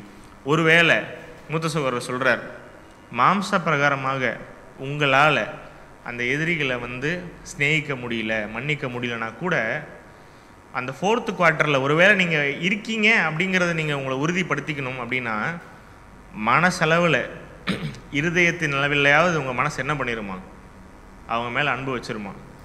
சில பேர் நம்ம பண்ணுவோம் பார்த்துருக்கீங்களா, வரட்டு கௌரவம் இருக்கும் நமக்கு, என்ன பண்ண மாட்டோம், போய் வெளியரங்கமாக என்ன பண்ண மாட்டோம், அன்பு செலுத்தி அந்யோன்யம் மயக்க மாட்டோம். ஆனால் மனசுக்குள்ளே இருக்கும், ஏன்னா அந்த ஒரு வரட்டு கௌரவம், நம்ம எப்படி பேசிட்டோம், இன்னுமே போய் நம்ம என்ன பண்ண முடியாது, போய் அன்பாக அரவணைக்க முடியாது அப்படின்னு சொல்லிட்டு அதை மைண்டில் வச்சுக்கிட்டு மனசுக்குள்ளே கெடுதல் நினைக்க மாட்டோம். ஆனால் என்ன பண்ணிடுவோம், அந்யோன்யமும் ஆக மாட்டோம் அவங்கக்கிட்ட வெளியரங்கமாக மாம்ச பிரகாரமாக. மூத்த சகோதரர் என்ன எழுதுறாரு அப்படின்னா, உன் மனசளவில் அந்த மாதிரியான பொசிஷனில் யாராவது இருக்காங்க அப்படின்னா மாம்ச பிரகாரமாக வெளியரங்கமாக போய் நீ அவங்கள வந்து மன்னிச்சு அவங்கள ஏற்றுக்கிட்டு அவங்களுக்கு ஹெல்ப் பண்ணலனாலும் நீ என்ன பண்ணியிருக்கணும், from your bottom of your ஹார்ட்டை நீ அவங்கள லவ் பண்ண ஸ்டார்ட் பண்ணியிருக்கணும். ஏன்னா நம்மளால் எல்லாரையாலையும் வெளியே போய் என்ன பண்ண முடியாது, எடுத்த உடனே டக்குன்னு பிரதர் நான் அது மாதிரி சபைக்குண்டான ஒரு ஓட்டத்தில் இருக்கேன், புது சிஷ்டியாக நான் மாறணுங்கிறது என்னுடைய அல்டிமேட் கோலு, மன்னிச்சிட்டேன் வாங்க கட்டி பிடிங்க அப்படின்னு சொல்லி நம்ம உடனே ஹக் பண்ணிவிட்டு அப்படியே சமரசமாயிடுவோமா? தயக்கம் இருக்கும் நமக்கு, நம்ம போய் பேசலாமா, அவங்க என்ன நினைப்பாங்க, நம்ம மனசு எப்படி யோசிக்குது அப்படின்ற ஒரு சிந்தனைகள்லாம் இருக்கும்ல. அப்போது வெளியரங்கமாக நீ செய்யலைனாலும் மனசளவில் நீ என்ன பண்ணணும், உன்னுடைய சத்துருக்கள் அனைவரையும் நீ என்ன பண்ண ஆரம்பிக்கணும் அப்படின்னா ஸ்நேகிக்கிற ஆரம்பிக்கணும் அப்படிங்கிற ஒரு விஷயத்த சொல்கிறார். அப்போ மூத்த சகோதரர் சொல்கிறார், இந்த இப்பேற்பட்ட ஒரு ஓட்டத்தில் சில பேர் என்ன பண்ணுவாங்களாம், வேகமாக ஸ்டார்ட் பண்ணுவாங்களாம், ஓட்டத்தை ஸ்டார்ட் பண்ணி சல்லுன்னு அந்த 4th குவார்ட்டரை தாண்டிடுவாங்களாம், வேகமாக தாண்டி டக்குன்னு ப்ரைஸ் வாங்கிட்டு போயிட்டே இருப்பாங்களாம். இப்படி ஒரு ஓட்டம் இருக்குமா சில பேருக்கு. சில பேருக்கு எப்படி தெரியுமா இருக்குமா, ஸ்லோவாக இருக்குமா. இப்போ தான் ஃபஸ்ட்டு குவார்ட்டரில் ஆரம்பித்து ஃபஸ்ட்டு குவார்ட்டரே போயிட்டு இருக்கும், அப்படியே கொஞ்சம் கொஞ்சமாக நம்ம நினச்சிட்டு இருப்போம் அவங்க 3rd குவார்ட்டரு 4th குவார்ட்டர்லாம் நெருங்க போகிறாங்க அப்படின்னு. அவங்க என்ன பண்ணிகிட்டு இருப்பாங்களாம், ஃபஸ்ட்டு குவார்ட்டரையே அந்த ஃபஸ்ட்டு குவார்ட்டரே அவங்க 4ஆம் வகுத்து அதுக்குள்ளே ஓடிட்டு இருப்பாங்க, ஒரு 4 குவார்ட்டர் போட்டுட்டு மெதுவாக. சில பேர் என்ன தெரியுமா, அந்த தேவனுடைய திட்டங்களை தெரிஞ்சுட்டு நியாயங்களை தெரிஞ்சுட்டு அந்த சகோதர அன்பு அப்படிங்கிற அந்த ஒரு விஷயத்தில் அந்த 3rd குவார்ட்டருக்குள்ளே என்ட்ரு ஆகிடுவாங்க. என்ட்ரு ஆகிட்டு பின்னாடியும் போக முடியாது, 2nd குவார்ட்டருக்கும் போக முடியாது. ஏன்னா தெரிஞ்சிருச்சு, எல்லாமே பிளான் எல்லாம் தெரிஞ்சிருச்சு, எல்லா விஷயமும் புரிஞ்சிருச்சு, பாவத்தை வெறுக்க ஆரம்பிச்சிட்டோம், சகோதரன் மேலே அன்பு செலுத்துறதுக்குண்டான அந்த ஜோனுக்குள்ளே வந்துடுவோம். வந்துட்டு முட்டி மோதி பார்ப்பாங்களாம், அந்த எதுக்குள்ளே போகாதான் வண்டி, ஆக்சுவலி அந்த 4th குவார்ட்டருக்குள்ளேயே நகராதான். அப்படியே அந்த 3rdலேயே நின்றுட்டு இப்படியே மிடில்லையே நின்றுட்டு என்ன பண்ணிட்டு இருப்பாங்களாம், எப்படியாவது நம்ம இந்த ஓட்டத்தை முடிச்சிடலாம் அப்படின்னு சொல்லிட்டு என்ன பண்ணுறதுனே முழிச்சிட்டு இருப்பாங்களாம். அப்போ என்ன நமக்கு ஒரு கிளியராக இண்டிகேஷன்ஸ் கொடுக்குறாரு அப்படின்னா, ஈச் அண்ட் எவ்ரி குவார்ட்டரை நீ தாண்டணும். இந்த உன்னுடைய புது சிஷ்யனுடைய இந்த ஓட்டத்தில் if you are willing to complete the entire 100 metre, உன்னுடைய ஓட்டம் எந்த மாதிரியாக இருக்கணும், ஸோ எந்த மாதிரியான ஒரு கேரக்டர் காட்டுற, எந்த மாதிரியான ஒரு லவ் காட்டுனா நீ இந்த 4 அந்த குவார்ட்டரையும் தாண்டிடலாம், அந்த பந்தய பொருளை ரீச் பண்ணிடலாம் அப்படிங்கிறத தான் மூத்த சகோதரர் வந்து இந்த பாடத்தில் நமக்கு விளக்கி கொடுக்குறார். புது சிஷ்யனுடைய பிரமாணம் 7வது சாப்டரில் 3வது பாகத்தில் நமக்கு என்ன தான் பாடம் அப்படின்னா, அந்த அன்பின் பிரமாணம், லா ஆஃப் லவ் இல்லாமல் உன்னால் க்ளோரிஃபிகேஷனுக்குள்ளே போகவே முடியாது. அப்போ நீ க்ளோரிஃபை ஆகணும், சபை வகுப்பார் ஆகணும், உன்னுடைய ஓட்டத்தை முடிக்கணும் அப்படின்னா என்ன ஸ்டேஜில் இருக்க, நீ இன்னும் என்ன மாதிரியான கேரக்டர் காட்டணும் அப்படிங்கிறத பிதா நமக்கு வெளிப்படுத்துகிறார் அப்படின்னு சொல்லி பார்க்குறோம். அப்போது இன்னொரு சில விஷயங்கள் என்ன சொல்கிறார் அப்படின்னா, இந்த ஒரு ஓட்டத்தில் ஓடக்கூடிய போது இந்த லா ஆஃப் லவ் நமக்குள்ளே இருக்கணும் அப்படின்னா சுயத்தை வெறுக்கிறதுக்கு நம்ம ஸ்டார்ட் பண்ணிடணும். என்னைக்கு சுயத்தை வெறுக்கிறதுல நம்ம ரொம்ப இன்ட்ரெஸ்ட் காட்டுறோமோ அன்னைக்கு நம்மளால் என்ன பண்ணிட முடியும் அப்படின்னு சொல்லி பார்த்தீங்கன்னா, ஈஸியாக தன்னை போல பிறனையும் நேசிக்க முடியும். சுயத்தை வெறுக்கணும், செல்ஃப் டினையல் இருக்கணும் அப்படின்னு சொல்லி பார்க்குறோம். ஏன்னா இந்த சபையிலேயே ஒருவேளை சகோதர சகோதரிகள் மத்தியில் நமக்கு பாராட்டு கிடைக்காம போகலாம், நம்ம செய்கிற வேலைகள் வந்து ரெகக்னைஸ் ஆகாமல் போகலாம், ஒருவேளை நம்ம செய்கிற விஷயங்கள் நோட்டீஸ் ஆகாமல் போகலாம். சகோதர சகோதரிகளுக்கு ஒருவேளை தப்பே பண்ணியிருக்க மாட்டோம், நம்ம மேலே ஒரு கெட்ட பேர் கூட வரும். எக்லீசியாவில் அனுமதிப்பார் தேவன், சூழ்நிலைகள் வரும். ஏன்னா பலதரப்பட்ட சூழ்நிலைக்குள்ளே தான் புது சிருஷ்டி என்ன பண்ணி ஆகணும், தன்னுடைய கேரக்டரை காட்டி ஆகணும் இல்லைங்களா? ஸோ அப்பேற்பட்ட சூழ்நிலையில் நம்ம என்ன மாதிரி ஓடலாம்? இல்லை எனக்கு பாராட்டு கிடைக்கல, எனக்கு வந்து நான் எதிர்பார்த்த அந்த அன்பு கிடைக்கல, என்னை யாரும் புரிஞ்சுக்கல அப்படின்னு சொல்லிட்டு ஒரு இண்டிவிஜுவலாக நம்ம தோண்டு போய் உட்காந்துடலாமா இந்த ஓட்டத்தில் ஓடாமல்? அப்படின்னா நம்ம அக்செப்ட் பண்ணிக்கணும் முதல்ல இந்த விஷயங்கள் எல்லாம். இது நம்மளுடைய வாழ்க்கையில் கண்டிப்பாக நடக்கும். இந்த மாதிரியான சூழ்நிலைகளை தாண்டி தான் நம்ம எங்கே போக முடியும்? மகிமை அடையக்கூடிய சபை வகுப்பாராகக்கூடிய ஒரு சூழ்நிலைக்குள்ளே போக முடியும். தேவன் இதையும் தாண்டி நம்மளை வழிநடத்துவார் அப்படின்னு சொல்லி பார்க்குறோம். அப்போது ஒருவேளை இந்த சபை வகுப்பாராக நம்ம போகணும் அப்படின்னா நம்முடைய வாழ்க்கை எப்படி தெரியுமா ரிப்பீட் ஆகிட்டே இருக்குமாம்மா? மன்னிப்பு, கிருபை, சிக்ஷை. இந்த ஓட்டத்தில் ஓடுறோம் தெரியுங்களா? மன்னிப்பு, அகைன் கிருபை, சிக்ஷை. நம்ம நினைக்கிற மாதிரி அப்படியே அந்த 4 குவார்ட்டரையும் மன்னிப்பு மன்னிப்பு மன்னிப்பு அப்படின்னே ஓடிடலாமா? இல்லை தேவனே ஓடும் போதே கிருபை கிருபை கிருபை அப்படின்னு சொல்லிட்டு அந்த 4 குவார்ட்டரை தாண்டிடலாமா? அப்படின்னா யாரு தான் இந்த பந்தய பொருளை அடையணும் அப்படின்னா, பந்தய பொருளை அடையிற எல்லாத்துக்கும் என்ன விஷயம் இருக்குமா? 3 விஷயம் இருக்குமா. இந்த 3 நம்ம வாழ்க்கையில் மறக்கவே கூடாது என்றைக்குமே. ஃபஸ்ட்டு விஷயம் மன்னிப்பு. மன்னிப்பு இருக்கும், கிருபை இருக்கும், அதே நேரத்தில் என்ன இருக்கும்? சிக்ஷை கண்டிப்பாக இருக்கும். சிக்ஷை இல்லாமல் கண்டிப்பாக நம்மளால் சபை வகுப்பாராக போக முடியாது அப்படின்னு சொல்லி பார்க்குறோம். அப்போ அவருடைய கிருபையை நம்ம ரொம்ப வேல்யூ பண்ணணும். அவர் எனக்கு வாய்ப்பு கொடுத்துருக்கார் அப்படின்னோடனே நம்ம என்ன பண்ணிடக்கூடாது, இந்த 3 விஷயத்த நான் மைண்டில் வச்சுக்கிட்டேங்க பிரதர், இப்போ சிக்ஷை போயிட்டுருக்கு, அடுத்தது எனக்கு என்ன, எனக்கு மன்னிப்புங்க பிரதர் அப்படின்னு சொல்லிட்டு டேக் இட் ஃபார் கிராண்டடாக எடுத்துக்கூடாது. எப்போதுமே சாய்ஸ் தரார், இல்லை கிருபை தரார். சிக்ஷை முடிஞ்சதுக்கப்புறம் கிருபை தரார், மன்னிக்கிறார். அப்படிங்கும் போது திரும்பியும் நம்மளே அந்த ரிப்பீட் மோடுக்குள்ளே நம்ம லைஃப் கண்டிப்பாக ட்ராவல் ஆகும். பட் நம்மளே வாண்டடாக வாங்கிக்கக்கூடாது. நம்மளே என்ன பண்ணிடக்கூடாது, இவர் தான் ரொம்ப இரக்கமுள்ள தேவனாக இருக்காரே, நமக்கு இன்னும் வாய்ப்பு கொடுத்துருக்காரே ஓடுறதுக்கு, நம்ம என்ன பண்ணலாம், துணிஞ்சு இன்னொரு ட்ரை பார்க்கலாம் அப்படின்னு சொல்லிட்டு நம்ம அந்த மாதிரி அட்வான்டேஜ் எடுத்துக்கூடாது அப்படின்னு சொல்லி பார்க்குறோம். அப்போ நம்ம சோதிக்கப்படுவோம். வசனம் ரொம்ப கிளியராக இருக்குது. எபேசியர் 6ஆம் அதிகாரம் 13ஆம் வசனம் வாசிச்சிடலாம். எபேசியர் 6ஆம் அதிகாரம் 13ஆம் வசனம். ஆகையால் தீங்கு நாளிலே அவைகளை நீங்கள் எதிர்க்கவும் சகலத்தையும் செய்து முடித்தவர்களாய் நிற்கவும் திராணியுள்ளவர்களாகும்படிக்கும் தேவனுடைய சர்வாயுத வர்க்கத்தையும் எடுத்துக்கொள்ளுங்கள். வசனம் ரொம்ப கிளியராக இருக்குது. அதை ஹைலைட் பண்ணியிருக்கேன் அந்த வேர்டை மட்டும். ஏன் அப்படின்னா 4 குவார்ட்டரும் வேகமாக ஓடி 4வது குவார்ட்டரை தாண்டும் போதே டக்குன்னு கூப்பிட்டு கையில் வந்து அந்த ப்ரைஸ் எடுத்து கொடுத்துருவாரா, தம்பி நீ 4 குவார்ட்டரை தாண்டிட்டப்பா, சூப்பர்ப்பா அப்படின்னு. எங்கே தெரியுமா நிற்கிறோமான்னு எதிர்பார்ப்பாரு. அந்த 4th குவார்ட்டரில் ரொம்ப நாள் நிற்கிறோமான்னு பார்ப்பார் பிதா. எடுத்தோடனே என்ன பண்ணிட மாட்டார், டக்குன்னெலாம் தூக்கி கொடுத்துட மாட்டார். ஆகையால் தீங்கு நாளிலே அவைகளை நீங்கள் எதிர்க்கவும் சகலத்தையும் செய்து முடித்தவர்களாய். சகலத்தை எப்போ செஞ்சு முடிப்போம்? இந்த லா ஆஃப் லவ்வில் அந்த அகாப்பே லவ்வை காட்டிட்டு கடைசி வரைக்கும். அப்போ கடைசி வரைக்கும் அந்த லவ்வை காட்டும் போது ஒரு ஹோல்டு இருக்கும் அந்த இடத்துல. நிற்கிறியா, செஞ்சுட்ட, இவ்வளோ தூரம் ஓடி வந்துட்ட, எத்தனை நாள் நிற்கிற? யோபோடைய கிளாஸ்லாம் நம்ம மெடிடேஷன்ஸில் பார்க்குறோம் இல்லைங்களா? அப்போ தேவன் ஒரு டைம் பீரியட் வச்சுருப்பார் ஒவ்வொருத்தருக்கும். நிற்கிறோமா? அங்கே தான் சாத்தான் நமக்கு எங்கே வைப்பான், கரெக்டாக கிட்ட போகும்போதே செம்ம ட்ரையல் வைப்பான் இல்லைங்களா? ஸோ தாண்டுறோமா? அகாப்பே லவ்வை காட்டிகிட்டே இருக்கோமா? ஏன்னா இது ஒன் டைம் அச்சீவபிள் விஷயம் கிடையாது. ஒருவேளை ஏதோ ஒரு டைம் கேரக்டரை காட்டணும்னு டக்குன்னு எடுத்து கொடுத்துருவாரா அப்படின்னா அப்படி கிடையாது. யோசிச்சு பாருங்க, நம்மளுடைய மூத்த சகோதரிலாம் நேற்று வந்திருந்தாங்க. அவருடைய ஆவிக்குரிய வயசு எத்தனை வயசுன்னு சொல்லி பார்க்குறோம்? கான்செக்ரேட்டட் லைஃப் கேட்குறேன், 47 இயர்ஸ். அப்போது இப்போ ஒருவேளை போன அறுவடையின் ஊழியத்தில் வந்து ஒரே ஒரு சகோதரன் நமக்காக வந்து பிதா வந்து கிரேஷியஸாக ரொம்ப லவ்வபுல்லாக நமக்கு கொடுத்தாரு அப்படின்னு சொல்லி பார்க்குறோம். அப்போ 47 வருஷமாக ஒரு சகோதரி ஓடிட்டுருக்காங்க. இப்போ தான் சத்தியத்துக்குள்ளே ஒரு சகோதரனே புதுசாக வந்திருக்கார், புதிதாக பிறந்த குழந்தையாக வந்திருக்கார். அப்படின்னா இந்த 2 பேருமே எதில் தான் இருக்காங்க? இந்த ரேஸில் தான் இருக்காங்க. அப்போ நம்ம தான் முடிவு பண்ணணும் நம்ம இந்த ரேஸில் என்ன மாதிரியான ஒரு ஓட்டத்துக்குள்ளே இருக்கோம் அப்படின்னு சொல்லிட்டு. ஏன்னா இது பியூர்லி கிரேஸ். ஒருவேளை 47 வருஷத்துக்கு முன்னாடியே இல்லைனா மேபி அந்த சகோதரி சத்தியத்துக்குள்ளே வரும்போதே இந்த சபை வகுப்பார் முடிஞ்சிருந்தது அப்படின்னா இன்றைக்கி ஒரு சகோதரன் போன அறுவடையின் ஊழியத்தில் வந்து உள்ளே வந்திருக்க முடியுமா?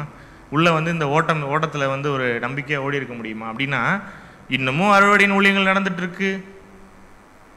என்ன பூர்த்தி ஆகலை? சபை வகுப்பார் 1,44,000 பேர் பூர்த்தி ஆகலை. ஏன் தெரியுமா?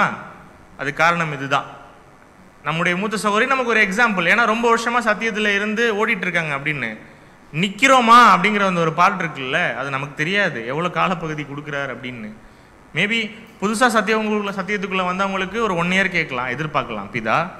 மேபி ஒரு 50 வருஷத்துக்கு முன்னாடி சத்தியத்துக்குள்ளே வந்தவங்களுக்கு பிதா எப்படி கூட பார்க்கலாம். இன்னும் எவ்வளோ நாள் நிற்கிறீங்க? எந்த அளவுக்கு அந்த உங்களுடைய கேரக்டரில் வந்து நீங்கள் அந்த அகாப்பே லவ்வை காட்டிட்டு ஸ்டாண்ட் பாயிண்ட் எடுக்கிறீங்க அப்படின்னு சொல்லிட்டு ஒவ்வொருத்தருக்கும் ஒவ்வொரு விதமான மெட்ரிக்ஸ் இருக்குது இல்லைங்களா? ஆனால் வாய்ப்பு கொடுத்துருக்கார். அந்த சகோதரியும் ஓட்டத்தில் இருக்காங்க, போன அறுவடையின் ஊழியத்தில் வந்த சகோதரனும் இந்த ஓட்டத்தில் இருக்காங்க. அப்போது நம்ம எப்படி எடுத்துக்கலாம் இதை? இத்தனை நாள் எனக்கு இந்த சத்தியம் தெரியலைங்களே பிரதர், இப்போ தான் பிரதர் எனக்கு தெரிஞ்சிருக்கு, அப்படி எடுத்துக்கலாமா? இல்லை, அதை பற்றி நம்ம கவலைப்பட வேண்டிய தேவையில்லை. இப்போ நமக்கு என்ன கிடச்சிருக்கு? கையில் சத்தியம் இருக்குது. இன்றைக்கி நமக்கு என்ன வாய்ப்பு இருக்குது? சபை வகுப்பாராக போகக்கூடிய வாய்ப்பு இருக்குது. அப்போது இந்த புது சிஷ்யனுடைய ஓட்டத்தில் ஓடக்கூடிய சகோதரிகள் நம்ம எப்பயுமே என்ன பண்ணக்கூடாது? இந்த பின்னானவைகளை வந்து ரொம்ப யோசிச்சுட்டு முன்னானவைகளை என்ன பண்ணிடக்கூடாது, விட்டுறக்கூடாதுன்னு சொல்லி பார்க்குறோம். அப்போ இந்த ஒரு என்டையர் அந்த ஒரு ரேஸ் ட்ராக்கில் நம்ம ஓடுறோம் அப்படின்னா அந்த லா ஆஃப் லவ், அந்த அன்பின் பிரமாணத்தை கையில் எடுத்துக்கொண்டு சக்ஸஸ்ஃபுல்லாக அதை முடிக்கிற அளவுக்கு நம்ம ஓடுறோம், நம்முடைய ஓட்டம் இருக்கணும் அப்படின்னு சொல்லி. அப்போது இந்த 100% அந்த லவ்வை நம்ம அட்டைன் பண்ணணும் அப்படின்னா, செய்து முடிக்கணும் அப்படின்னா, பர்ஃபெக்ஷன் காட்டணும் அப்படின்னா நமக்கு எதில் தான் ட்ரையல்ஸ் வரும் அப்படின்னு சொல்லி நம்முடைய மூத்த சகோதரர் எழுதுறாருன்னா, விசுவாசத்தில் சோதனை வருமா, அந்த பொறுமை அப்படிங்கிற அந்த ஒரு விஷயத்தில் சோதனை வரும். And all the various elements of love, அன்பை காட்டக்கூடிய என்னென்ன விஷயங்கள் இருக்கோ அந்த எல்லா எலமெண்ட்ஸ்லேயும் நமக்கு என்ன வருமாமா? ட்ரையல்ஸ் வருமாமா. ஸோ அதை தாங்குறோமா? தாங்கிட்டு அந்த 100% நிற்கிறோமா நம்ம கான்ஃபிடென்ட்டாக? ஸோ அப்படிங்கிறத தான் பிதா பார்க்குறாரு. ஒருவேளை மாம்சத்தில், இந்த உலக பிரகாரமான இந்த உலகத்தில் மாம்சத்தில் நம்ம குடியிருக்கிற வரைக்கும் எதுதான் நம்மளை வழிநடத்தணும், தாங்கணும், கட்டுப்படுத்தணும் அப்படின்னா அந்த அகாப்பே லவ் அப்படிங்கிற அந்த ஒரு விஷயம் மட்டும்தான் நம்மளை சுற்றி இருக்கணும். அப்போ இங்கே எங்கேயாவது வேறு ஏதாவது ஒரு சிந்தனைக்குள்ள நம்ம இடம் கொடுக்கலாமா அப்படின்னா இல்லை. இந்த மாம்சத்தில் நம்ம வாழ்கிற வரைக்கும் நம்மளை எதை தான் கட்டணும் அப்படின்னா இந்த அன்பு மட்டும்தான் நம்மளை கட்டி போடணும், அன்புக்குரிய சகோதரிகளே. ஸோ இந்த புது சிஷ்டியுடைய பிரமாணங்கள் போன வாரம் வரைக்கும் என்ன மைண்டில் இருந்தோம்? நம்ம புது சிஷ்டிக்கு பிரமாணம் இல்லை, ஆனால் நம்ம இன்னும் புது சிஷ்டி ஆகலை, புது சிஷ்டியுடைய ஓட்டத்தில் இருக்கோம். அப்போ நம்ம எதை நிறைவேற்றி தான் அந்த குளோரிஃபிகேஷனுக்குள்ளே போக முடியும் அப்படின்னா அந்த லா ஆஃப் லவ் அப்படிங்கிற அந்த ஒரு விஷயத்தை நம்ம கண்டிப்பாக ஃபுல்ஃபில் பண்ணணும், அன்புக்குரிய சகோதரிகளே. ஸோ மட்டும் கேட்ட உங்கள் அனைவருக்கும் பிதா தாமே அளவில்லாத பரிசுத்த ஆவியை தந்து நம்மை சபை வகுப்பாராக மாறுவதற்கு வழிநடத்துவாராக. ஆமென்.